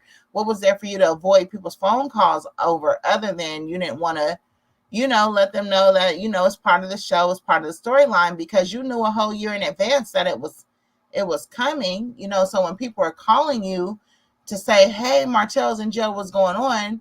What do? Sit on the phone and be like, oh, what? I didn't know this happened. Let's call it. What? Like, how do you play that off when you had these wills and emotions for a long time? You know what I mean? So yeah, I can see you not answering the phone because you would have to tell a lie. Moses and Sunni had common acquaintances as teens. They both are from St. Louis, yet Sunni had no interest in Moses until he was seeing Destiny. That, or was Sunni not that girl? Was she not that girl? Did she not have the bag? Did she not have the production credit? Was she just a lonely teen that was sleeping in rehabs with her crackhead daddy at the time? Is it the glow up season? Is it the glow up season that says, I see this man that I want and I'm going to go shoot my fucking shot? Is it the glow up that makes you go put yourself in the front of a man at a picnic to say, hey, nigga, if you want her, you definitely going to want me. If you want the actor, you definitely want the producer. Is it the glow up? Right? Because like you said, why y'all wasn't fucking with each other back then as teens? Well, we know what Sunni said she was doing as a teen. Maybe she was a little bit busy with her dad. I don't know. Right? But let's continue. On who part? His part or her part? Or both. Wow. Because we got to, when I said we continue the relationship, I got messages on my phone, I love you, sis, miss you, sis, birth is what it is. People find my real life. Like, they're. But to my point, Destiny is recounting something that played out for her. That doesn't mean that she's talking about Sunni. That doesn't mean that she's starting shit with her in social media. It means that she was working on a fucking show and one of the producers on the show married her ex-dude. And that's a part of her life experience that made her feel away. And she's talking about it. How does that equate to Sunni started this shit? She started this. No, I mean, Destiny started it. And it's like, no, she didn't start this. She just said the story as she knew it. And from there, Sunni told the story as she knew it, but then it deteriorated from you just telling your story and talking about your credentials to you trying to make it a point to show what a trifling, pathetic, horrible person Destiny is. Now, could you have been doing that to scratch the little pussies of the Melometers and make them nice and hot and wet and bothered because they hate Destiny anyway? Possibly. But you really don't have no reason to be depicting her in no fucked up way because she didn't really do nothing to you. So whether you having being in trauma and can't let go and being a stalker and in love with Moses, how you seem like the person who was on the sidelines, probably in love with all of them and just waiting for your at bat. I don't know, but it's a lot of us have girlfriends that are waiting in the wings to be chosen for. I mean, that happened to me. I was betrayed by my homegirl. Friends looked out for her. Lo and behold, she was hanging out at my man's job, telling him my business. She cheating on you. She doing this. She doing that. Saying all this crazy shit about me to him. I didn't even know any of this. And then we broke up. I had to get a restraining order on him because he was trying to break in the house and do all kind of crazy shit, threatening my friends. The next day after the judge granted me the restraining order, she showed up. My best friend showed up at our mutual job that I got her hired at, driving his car. You know what I mean? And then she had a baby by him. And this happened to me in real life. You know what I mean? Something I didn't know. But it was an act of aggression towards me, right? That they had all this shit going on, or that she felt entitled to something that I was doing, or that she felt that shit, if you'll do it for her, you'll do it for me. Because at the time, my boyfriend, he used to buy me a lot of stuff, shoes, jewelry, cars. You know, he paid for me to live. You know, he was just really in love with me. And what did she get? She got a baby, and she got left. He never took care of the baby because after she had a baby by him, he married a whole nother woman and had 8 kids by her and never went back and took care of my friend's baby. You know what I mean? It happens weird ways. And I never set no wheels in motion for them. You know what I mean? But it happened. Now, I ain't gonna lie and say I didn't get my lick back. I did. It was I did. a lot of things. Because I got with his brother. And I would have kept messing with his brother. But his brother was trying to be funny. He was trying to take me to their mama house and shit. I'm like, nigga, like, you already, like, why would you do that? Like, don't be trying to take me to the mama house. You know she gonna beat me up. Like, stop it. But at the end of the day, I'm gonna get my lick back. You know what I mean? So I don't trip off niggas like that. Like, it is what it is. Okay, so let's go back a little bit and then let's listen to this all the way through. In a million years, like, I didn't know.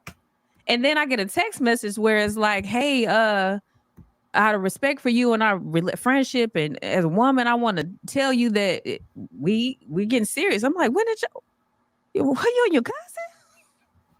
When did y'all when did y'all even start dating? What are you talking about? Because real talk, like, I knew that the man wasn't my husband. We had already broken up. Let's say that. Okay, Cyber, I did delete your comment. Please don't put nobody's real names in my chat. As far as government names, as far as my channel, stage names, you know what I mean? And that's it. I'm the Inner Alchemist. He's Moses. I know we all know these people's real names, but just don't put them in my chat, okay? So I deleted that. I highlighted it before I read it. So my apologies. Because I don't want to go that route on my page. All right. I had already ended the relationship, and it was just a lot of things that were red flags, and I wasn't going back down that road again. And then a long distance on top of that. So, but you like them long distance relationships, huh? I actually did, because I like to be. I'm an only child. My dad's only child, and so I'm used to, after my dad got custody of me, I'm used to being. But that's another story. And so, right, Sabra. The thing that about the whole situation, I've known that man for over 15 years. Y'all go way back. Way back. And then I had to look at that relationship like, now these people are creating a storyline around me. This is my real life. Like, they're trying to like pitch a show, I think, or something. I don't know what's.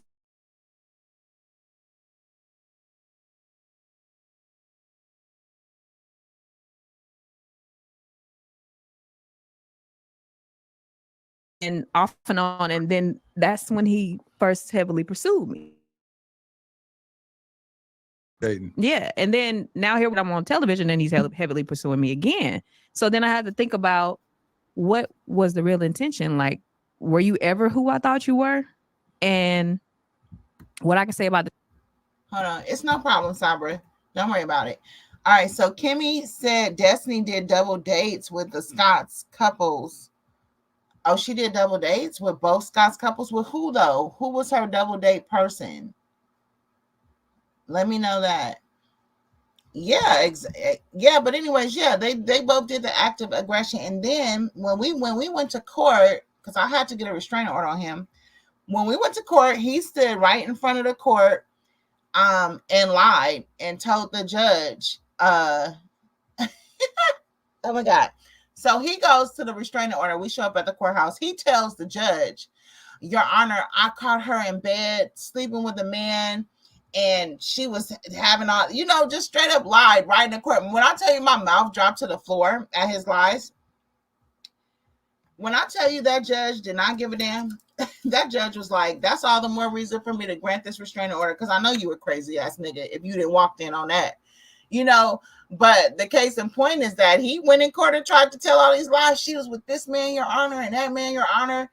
It didn't change the fact that I needed protection from you, though. So these niggas think that they going in and spearing you in court.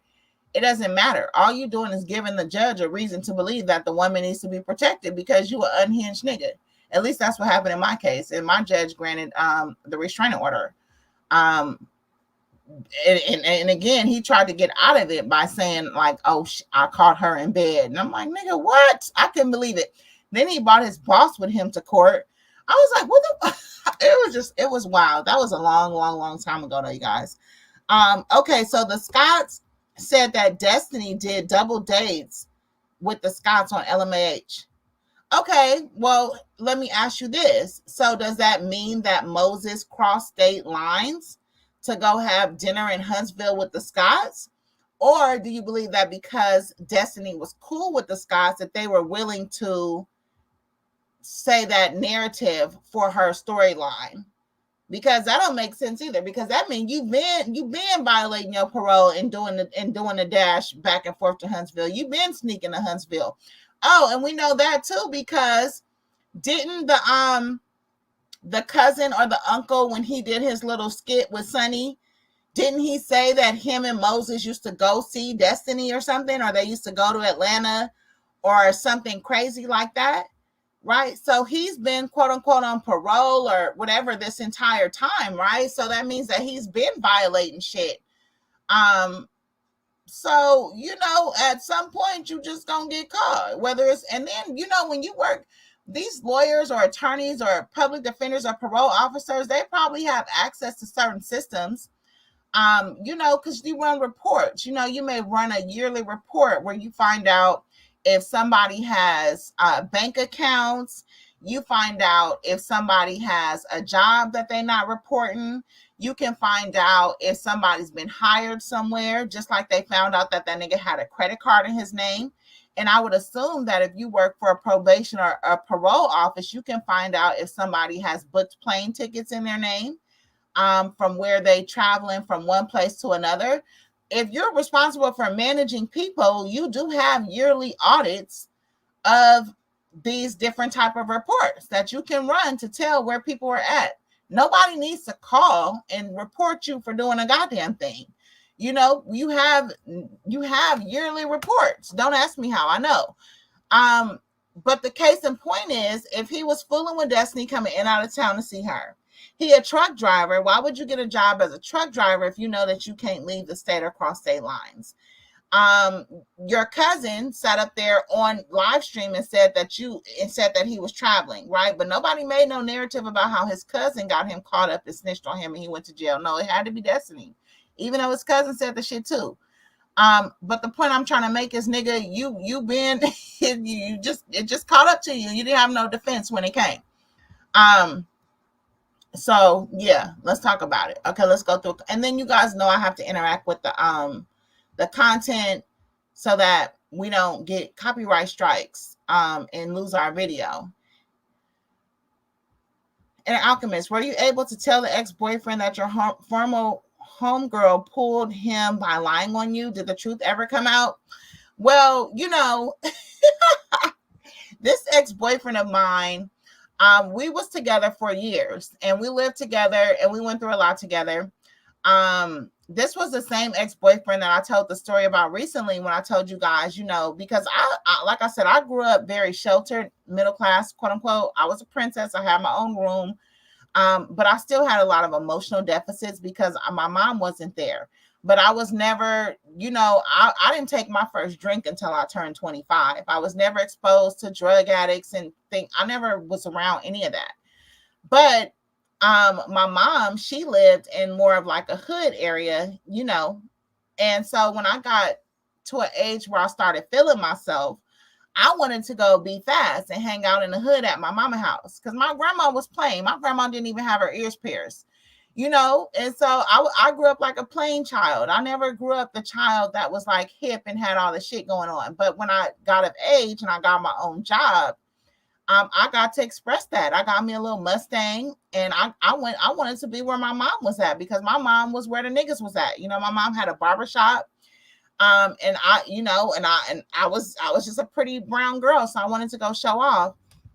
And so, I would go and, live with her. And so while I was living with her, this boy, he came on and he was like, "You gonna be my girl once you want?" And I'm like, "Ew," I was sedity, like, "Ew," like, I'm not messing with you. Anyways, he won me over, but his situation was hella tragic. He was, he was raised with his mama. His mama was hella abusive to him. She would throw his shit out the window. My first time meeting his mom was because I had to pick him up from his house. When I pulled up to his house, his mattress was in the parking lot of their apartment building because his mama threw his mattress out the window. Of course his mama didn't like me, but nobody's mom's like me. Yeah, they gonna say the common denominator is you. I'm like, well, I don't care. Okay, my milkshake brings the boys to the yard with me. What you gonna do? But anyways, so his mama didn't like me. So because he didn't have nowhere to go, I left my environment and I would be chasing him around. And so I would take him to like my cousin's house. You know how you have a cousin that's in their 20s or, you know, and they got their own place. And I would sleep on my cousin's floor with him because he didn't have nowhere to go. It was times where he would sleep outside in the car at my grandma's house because my grandma, we didn't have niggas running in and out the house. I never had boys spending the night with me or nothing like that. But he would sleep in my car outside my grandma's house because he didn't have nowhere to go. And so I ended up leaving home as a teen to go live with him because he didn't have nowhere to go. And so then I left and we got jobs, we got an apartment, and the same friend, you know, we was a young kids. I had my own apartment in high school. So everybody was at our shit. And it's funny because on one of my birthdays, I had a stripper come over, and the stripper, he ended up being on the Jenny Jones show like the next day after he stripped at my party. It was so funny. He was on like this Geek to Chic show. Do y'all remember Jenny Jones? But anyways, so all these friends were always around us, you know, and this friend, she had problems with her mother. All my friends had problems. And, you know, she got kicked out as well. And I called her mom, and I was the girl. I used to arch everybody's eyebrows. I used to do everybody's hair. You know, I was that person. And so when she got into her mom and got kicked out, you know, I called her mom and tried to mend their relationship back together, you know, so she could have somewhere to go and won't. And then I used to give her clothes, gave her my car, you know, so she could get around and all this stuff. But the whole time she was backdooring me with my boyfriend. And, you know, but she was, like you said, oh, she doing this and she cheating on you and she cheating on you this and she cheating on you that. I'm not necessarily a cheater, but I kind of am. I'm just the type of person out of sight, out of mind. So sometimes I can forget that I'm in a committed relationship.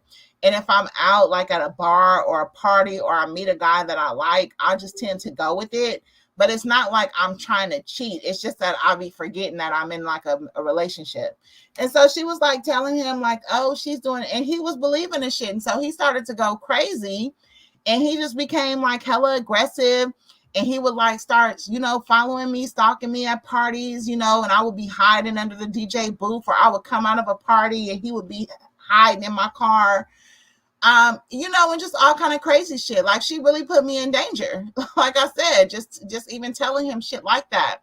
And then so eventually I had to get a restraining order on him when we broke up for the final time. And he was willing, because I tried to break his heart. I tried to say things like, yeah, I got with this guy. We did it. You know, we did this and that and the third. I was trying it off. And he was like, I don't care, whatever it takes. I just want to be with you. Let's start over. Won't. But I was really like, you know, I didn't want to be with him anymore. Especially because, again, after I had did all that shit with him, all that trapping with him, when he finally got money, you know, he was getting his little box chefs and had his rims and his gold teeth and all his jewelry. He told me he didn't need me no more, which hurt my feelings. And at the time, you know, so I was like, okay, fuck it. I went and got me a better job, got more money, bought me a new car, lost a couple pounds. My hair grew, took my braids out. And I had my glow up, and then I didn't want to be with that nigga no more. You know what I mean? And then he lost his shit. And he was willing to accept the fact that I had been with other dudes, but I just didn't want to. And so when I actually broke up with him, then I got the restraining order. And then he started doing all this, you know, he was crazy before the restraining order. But afterwards, then he started messing with a friend, and then they came out, and then it all came out. And then I fell out with all my friends because I don't want to say they wouldn't take my side, but basically, if another friend in the crew had that happen to her, then all the girls would not be friends with that girl no more, because they would be like, you betrayed her. But with me, they didn't do that. They didn't stand up for me. None of the girls supported me. They treated me like why are you mad? Why don't you just get over it? You know what I mean? Like, that's how they treated me. And so I was like, okay, yeah, none of these people are my friends, because nobody had my back as far as like just being able to acknowledge that that was wrong. Come to find out, the boyfriend, remember when I told you he ended up having a baby by my best friend, and then he left her and then got married? He's still married to that other woman to this day. They had 8 kids. When my mom passed, my boyfriend and his wife, my ex-boyfriend who I'm talking about, and his wife came to the funeral. So the wife, she was like buying me heck of stuff, buying my kids heck of stuff. Like, she was like, oh, I know he always loved you and went to a did have a baby by my friend. Like, you can support her. Like, I'm not on the scene. I end up in a conversation with his wife. His wife told me that all my friends fucked him. And I was like, what? So basically, now I understand why all my friends wasn't supporting me against her, is because all they asses fucked him. I was like, whoa, like my mind was completely blown. And but it was all because I was, because he spoiled me. Because he spoiled me, because at a young age, nobody was getting bags off niggas. This wasn't the day that it is now. This day and age, it's like everybody's supposedly getting a bag off a nigga. But back then it was rare, so he would buy me Jordans. He would buy me cell phones. He would buy me like herringbone necklaces. Like I said, cars. I was always in his cars, had the best rims. We had our own apartment. And sometimes women will think that they'll do it for everybody. And I was the type of girl, and maybe I was naive, but like when we would all go out, I would make him pay for everybody's food. I would make him pay for everybody to get in the club, because he was my man and they were my friends. And so I'm the type of woman, like, I like a gentleman, and it's like, you have to take care of my friends the way you take care of me when they're around. And I think their eyes just got big, and I think they just felt like shit. Like, like I want it from him too. You know what I mean? But I didn't know they had all this going on. And then, like, as the years went on, everybody starts telling me this and telling me that. And I'm just looking at all these bitches with the side eye. Like, shit, like my one friend, I just talked to her not too long ago. And she's like, girl, remember that time we was at Fridays and the phone kept blowing up? And I'm like, bitch, like, I didn't know that shit. You know what I mean? But at the time, it wasn't like sex. It wasn't sex until after the restraining order on him. And then, they all started passing him around, you know what I mean? Because he was vulnerable. But prior to that, they had all been hanging out at his job and like spreading rumors about me to him. And I guess kind of like gradually turning him against me, if you could say it that way. But yeah, so I learned all that. I learned all that. So yeah, I'm definitely hip to scandalous type females. Yeah, so yeah, they crazy. Girl, bitches is crazy. I'm just say that shit. But anyways, yeah, he crossed state lines. They was off camera. Yeah, so he been doing that shit. Exactly, he been violating. Sunni and Moses been discreet. Oh, Destiny and Moses been discreet. I was gonna say, okay, I'm wondering why you on parole for so long. Okay, this nigga got a lifelong parole. But parole do be heck alone. Though. I think it'd be like 10 years at a time. Yeah, that's why Destiny didn't have to tell on it. Exactly. Destiny didn't have to say shit because he had been doing it for so long. And like I said, when you work for certain government agencies, you run your reports and you pull this shit. You do, you can find out where anybody is at any time because that's your job to do so. And you can imagine how much authority you would have when your job is to manage criminals. You think they don't run airline reports or something like that? Hell yeah. Not to mention he put his dumb ass on TV. Like, okay, what if the parole officer watches Love and Marriage Huntsville? Then what? You know what I mean? But we're not going to even talk about that because there's a lot of people that get snitched on. They say people, called the city on black. They say people called when Letitia and him had a party and Maurice got his DUI. And, so people do crazy ass shit. Your ex-boyfriend should have known you well enough to see your former homegirl was a straight liar.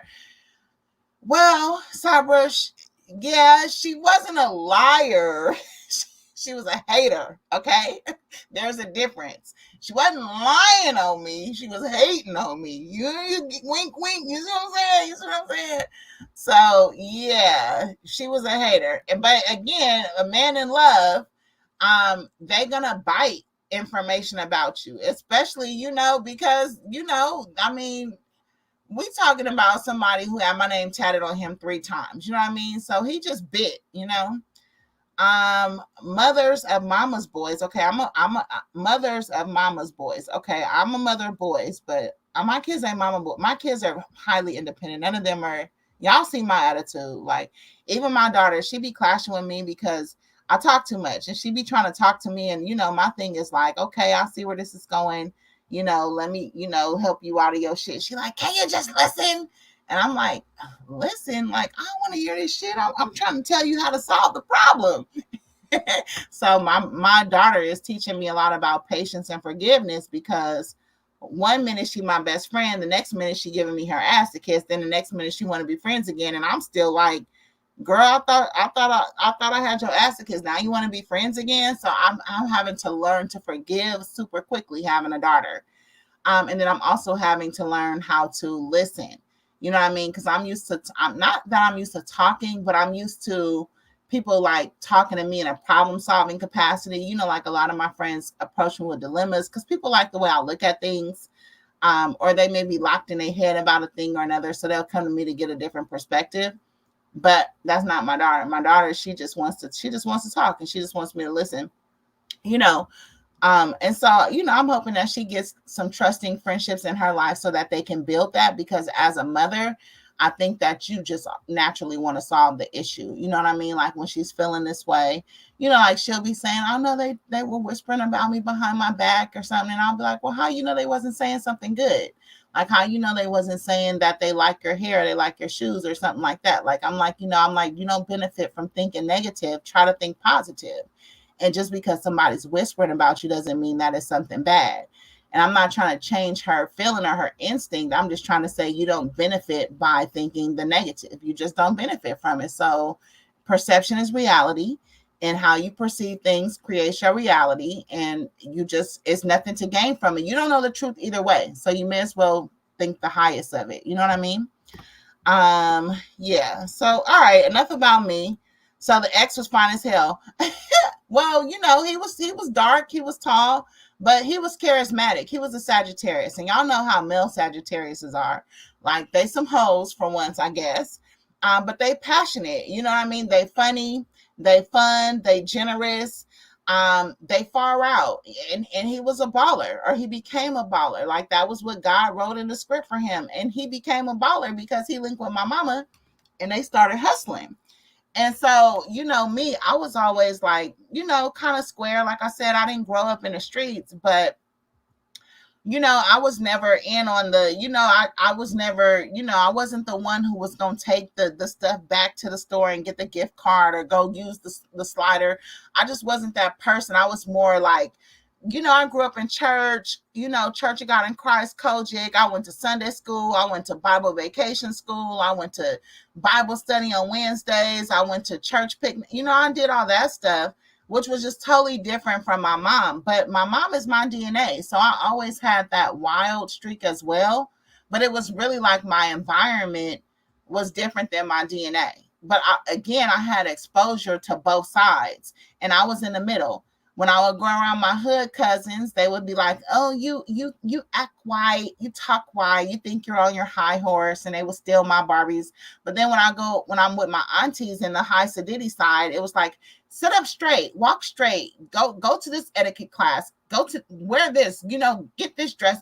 I went to weddings and things like that. In the hood, you don't really go to weddings. You don't go to daytime events and stuff like that. So I had to be more polished.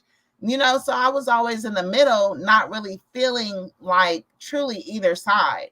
So when I talk about equity amongst women, and even as I correct the narratives, with Melody, Sunni, Destiny, Martell, it's really because people be faking. And what I find the most is that because women at the bottom or in the hood are more emotional, or more expressive or more in survival mode, they have to wear the face of degeneracy more than anybody. But them upper class bitches be having a whole lot of shit going on. They be highly promiscuous.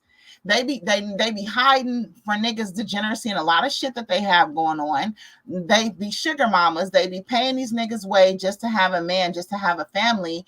But they get to come out and put on to the world like they are the epitome of womanhood and they are this and they are that, because they point at the bitches at the bottom, but they be worse than the bitches at the bottom, because I lived in both worlds and I know the pure-hearted versus the pure narrative, you know what I mean? And so it's like, so when you look at Black sisterhood and the disparity in people who are marginalized and people who get less or get more, it's always lipstick on a pig. They be some pigs, and it's always them that's thriving, and it's always the hood girls that's taking a rap for fighting, for cussing, for arguing, for being passionate, for being emotional, for trying to survive, for trying to take care of their kids.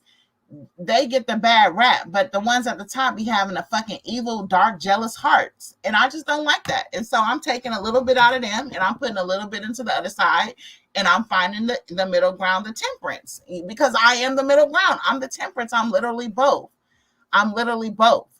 And I'm accepted by neither side, but I'm not accepted by either side. It makes me more of an observer of both sides. And so I have a bird's eye view of this shit. You know what I mean? But my battery's about to die. Let's listen to the last couple seconds of what Destiny has to say. Then I'm going to play my outro music because I got my battery warning hell long ago and I need to shut this live down before we get caught off guard. So let's skim through what else she may have to say. And then let's close out. And then I'll see you guys later and we'll do Destiny's individual breakdown. The situation is, it is what it is. People find themselves in situations and they ain't got nothing to, well, it do got a lot to do with me because it's a whole storyline. But people will create storylines around your reality and use it for, gain clout, attention. How long y'all broken up at that point? Probably about 5 months, maybe. And do you feel like it's betrayal on whose part? His part or her part? Or both? Wow. Because we got to, when I said we continue the relationship, I got messages on my phone, I love you, sis, miss you, sis, surprise birthday parties I was invited to by her sister, like things like that. So it was a developing relationship and I can fight it. And okay. Destiny said it was a developing relationship. She had invitations by her sister to her surprise party. I love you, sis. So it's clear they had some type of outside relationship. So the minimizing of her friendship in order so you could betray her, that's some cap ass bullshit. Again, cruelty. It's not right. Like, it's not right. And then I have experience with that. So y'all, like I said, I'm gonna shut it down. Her about my relationship, not only as my I'm gonna shut it down and we'll be back. I'll try to do something, I don't know, earlier in the day. But let me go ahead and play us a little outro song and I'm gonna catch you guys on the next one. What you guys want to hear? Y'all know I like my old school songs. Do y'all could tell my age by the music I play, right? Every time I pull out an old school song, I'll be like, girl, you was giving up your age. All right. I'll see you guys on the next one. Hey, yo, Mo, open up the door, man. I'm sorry, baby. Hey, man, open up the door. You got these dogs out here. They about to bite me, poodles and rabbits and all that, man. Open up the door, man. I'm sorry, man. I love you. It's funny how the tables turn. Hell no, they're not in my circle, girl. I'm an army of one.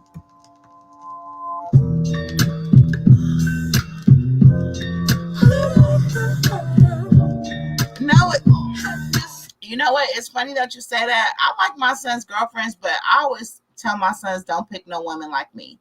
I want my sons to have a woman that's innocent, that has a fresh view of life, not one that has seen so much and knows so much. And can look at things in such a scandalous type way. I want them to have a woman that can see the world in like its color. You know what I mean? That likes to, look at flowers and, decorate and do. Sometimes one of my affirmations is mindless enjoyment.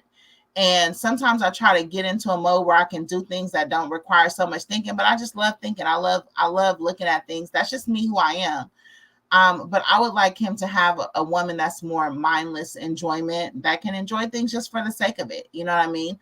like my child's father. I remember I was going through like a little jealous stint with him because, you know, he was like posting on Instagram and all of his pictures was just so fucking beautiful.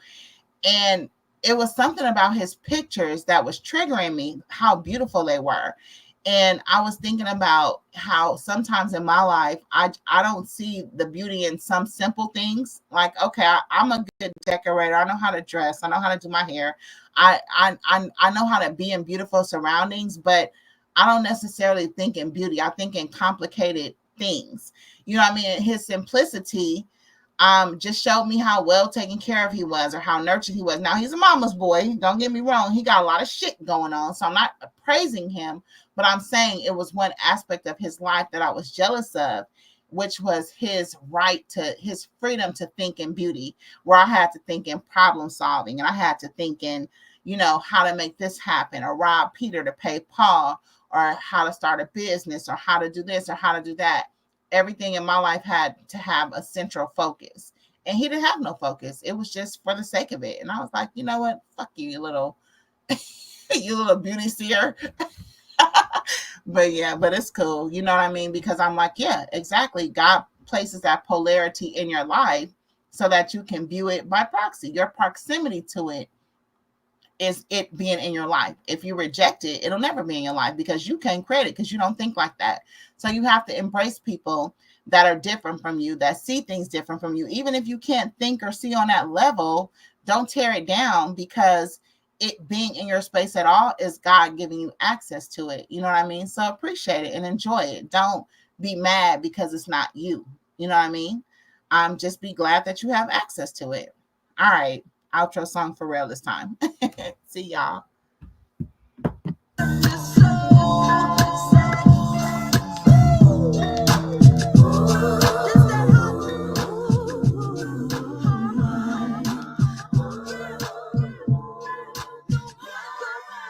funny how the tables turn. Now it's you running after me. Didn't want to spend quality time. Didn't think I would ever leave. You got way too comfortable. Now you say you want me in your life. Cause I packed up all my shit. I'm moving in my new place tonight. So don't you knock, knock, knock. Stop knocking. Stop knocking. Come knocking at my door.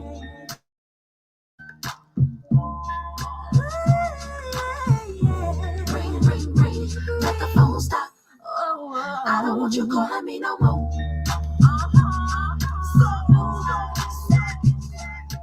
Boy, it's a dangerous game to try and play a chick like me. Wanna go out and do your thing. I'll be out before you count to 3. So do just what you want. Anytime that you really like, I put a payment on my face. You'll be sleeping alone tonight. So don't you knock, knock, knock. Stop knocking. Don't come knocking at my door. Don't you come knocking.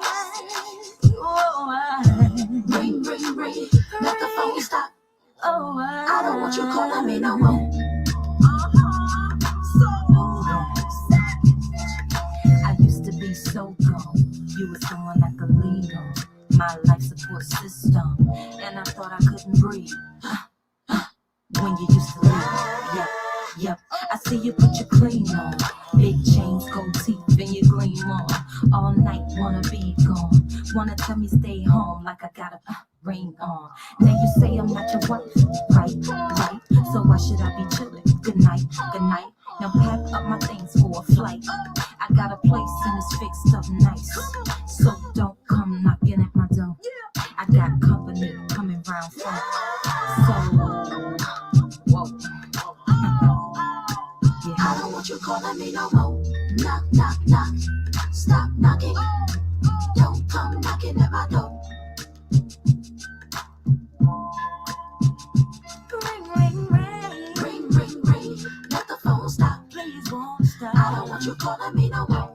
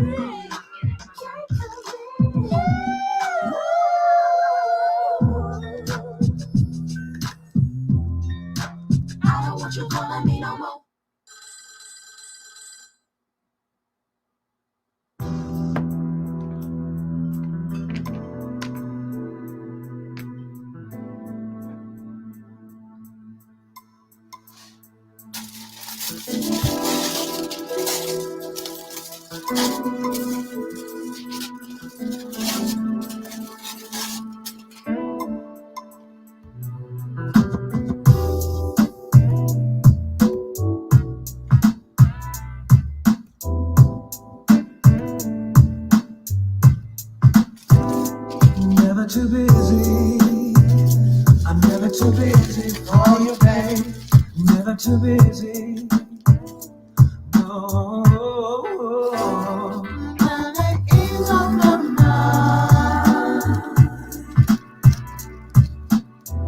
I'm not too busy for you. I'm not too busy. You're feeling alone.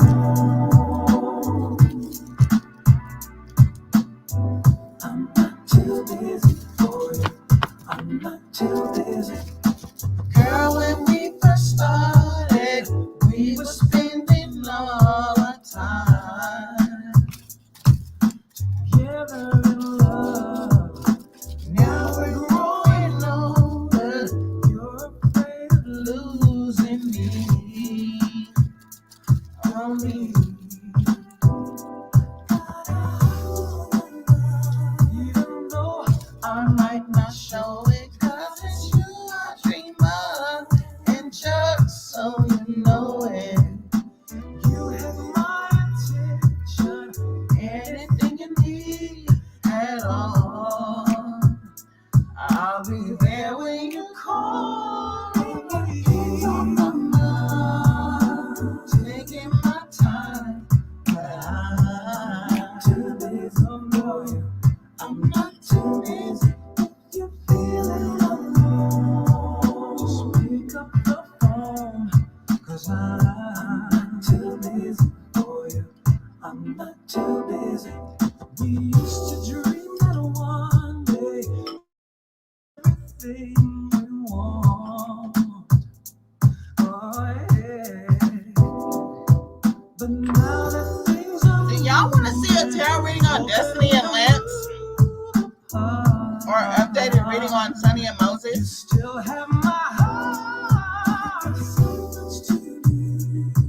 Girl, it doesn't matter. I can't think of nothing better. Every time I'm stressing, my night is a blessing too. To be hearing from you. Taking my time, but I'm not too busy for you. I'm not too busy. You're feeling alone. Pick up the phone, call me, 'cause I'm not too busy. I'm not too busy. I'm not too busy.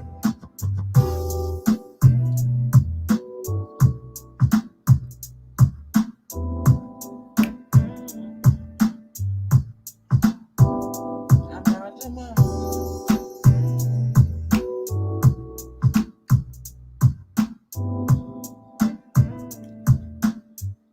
Whenever you need me.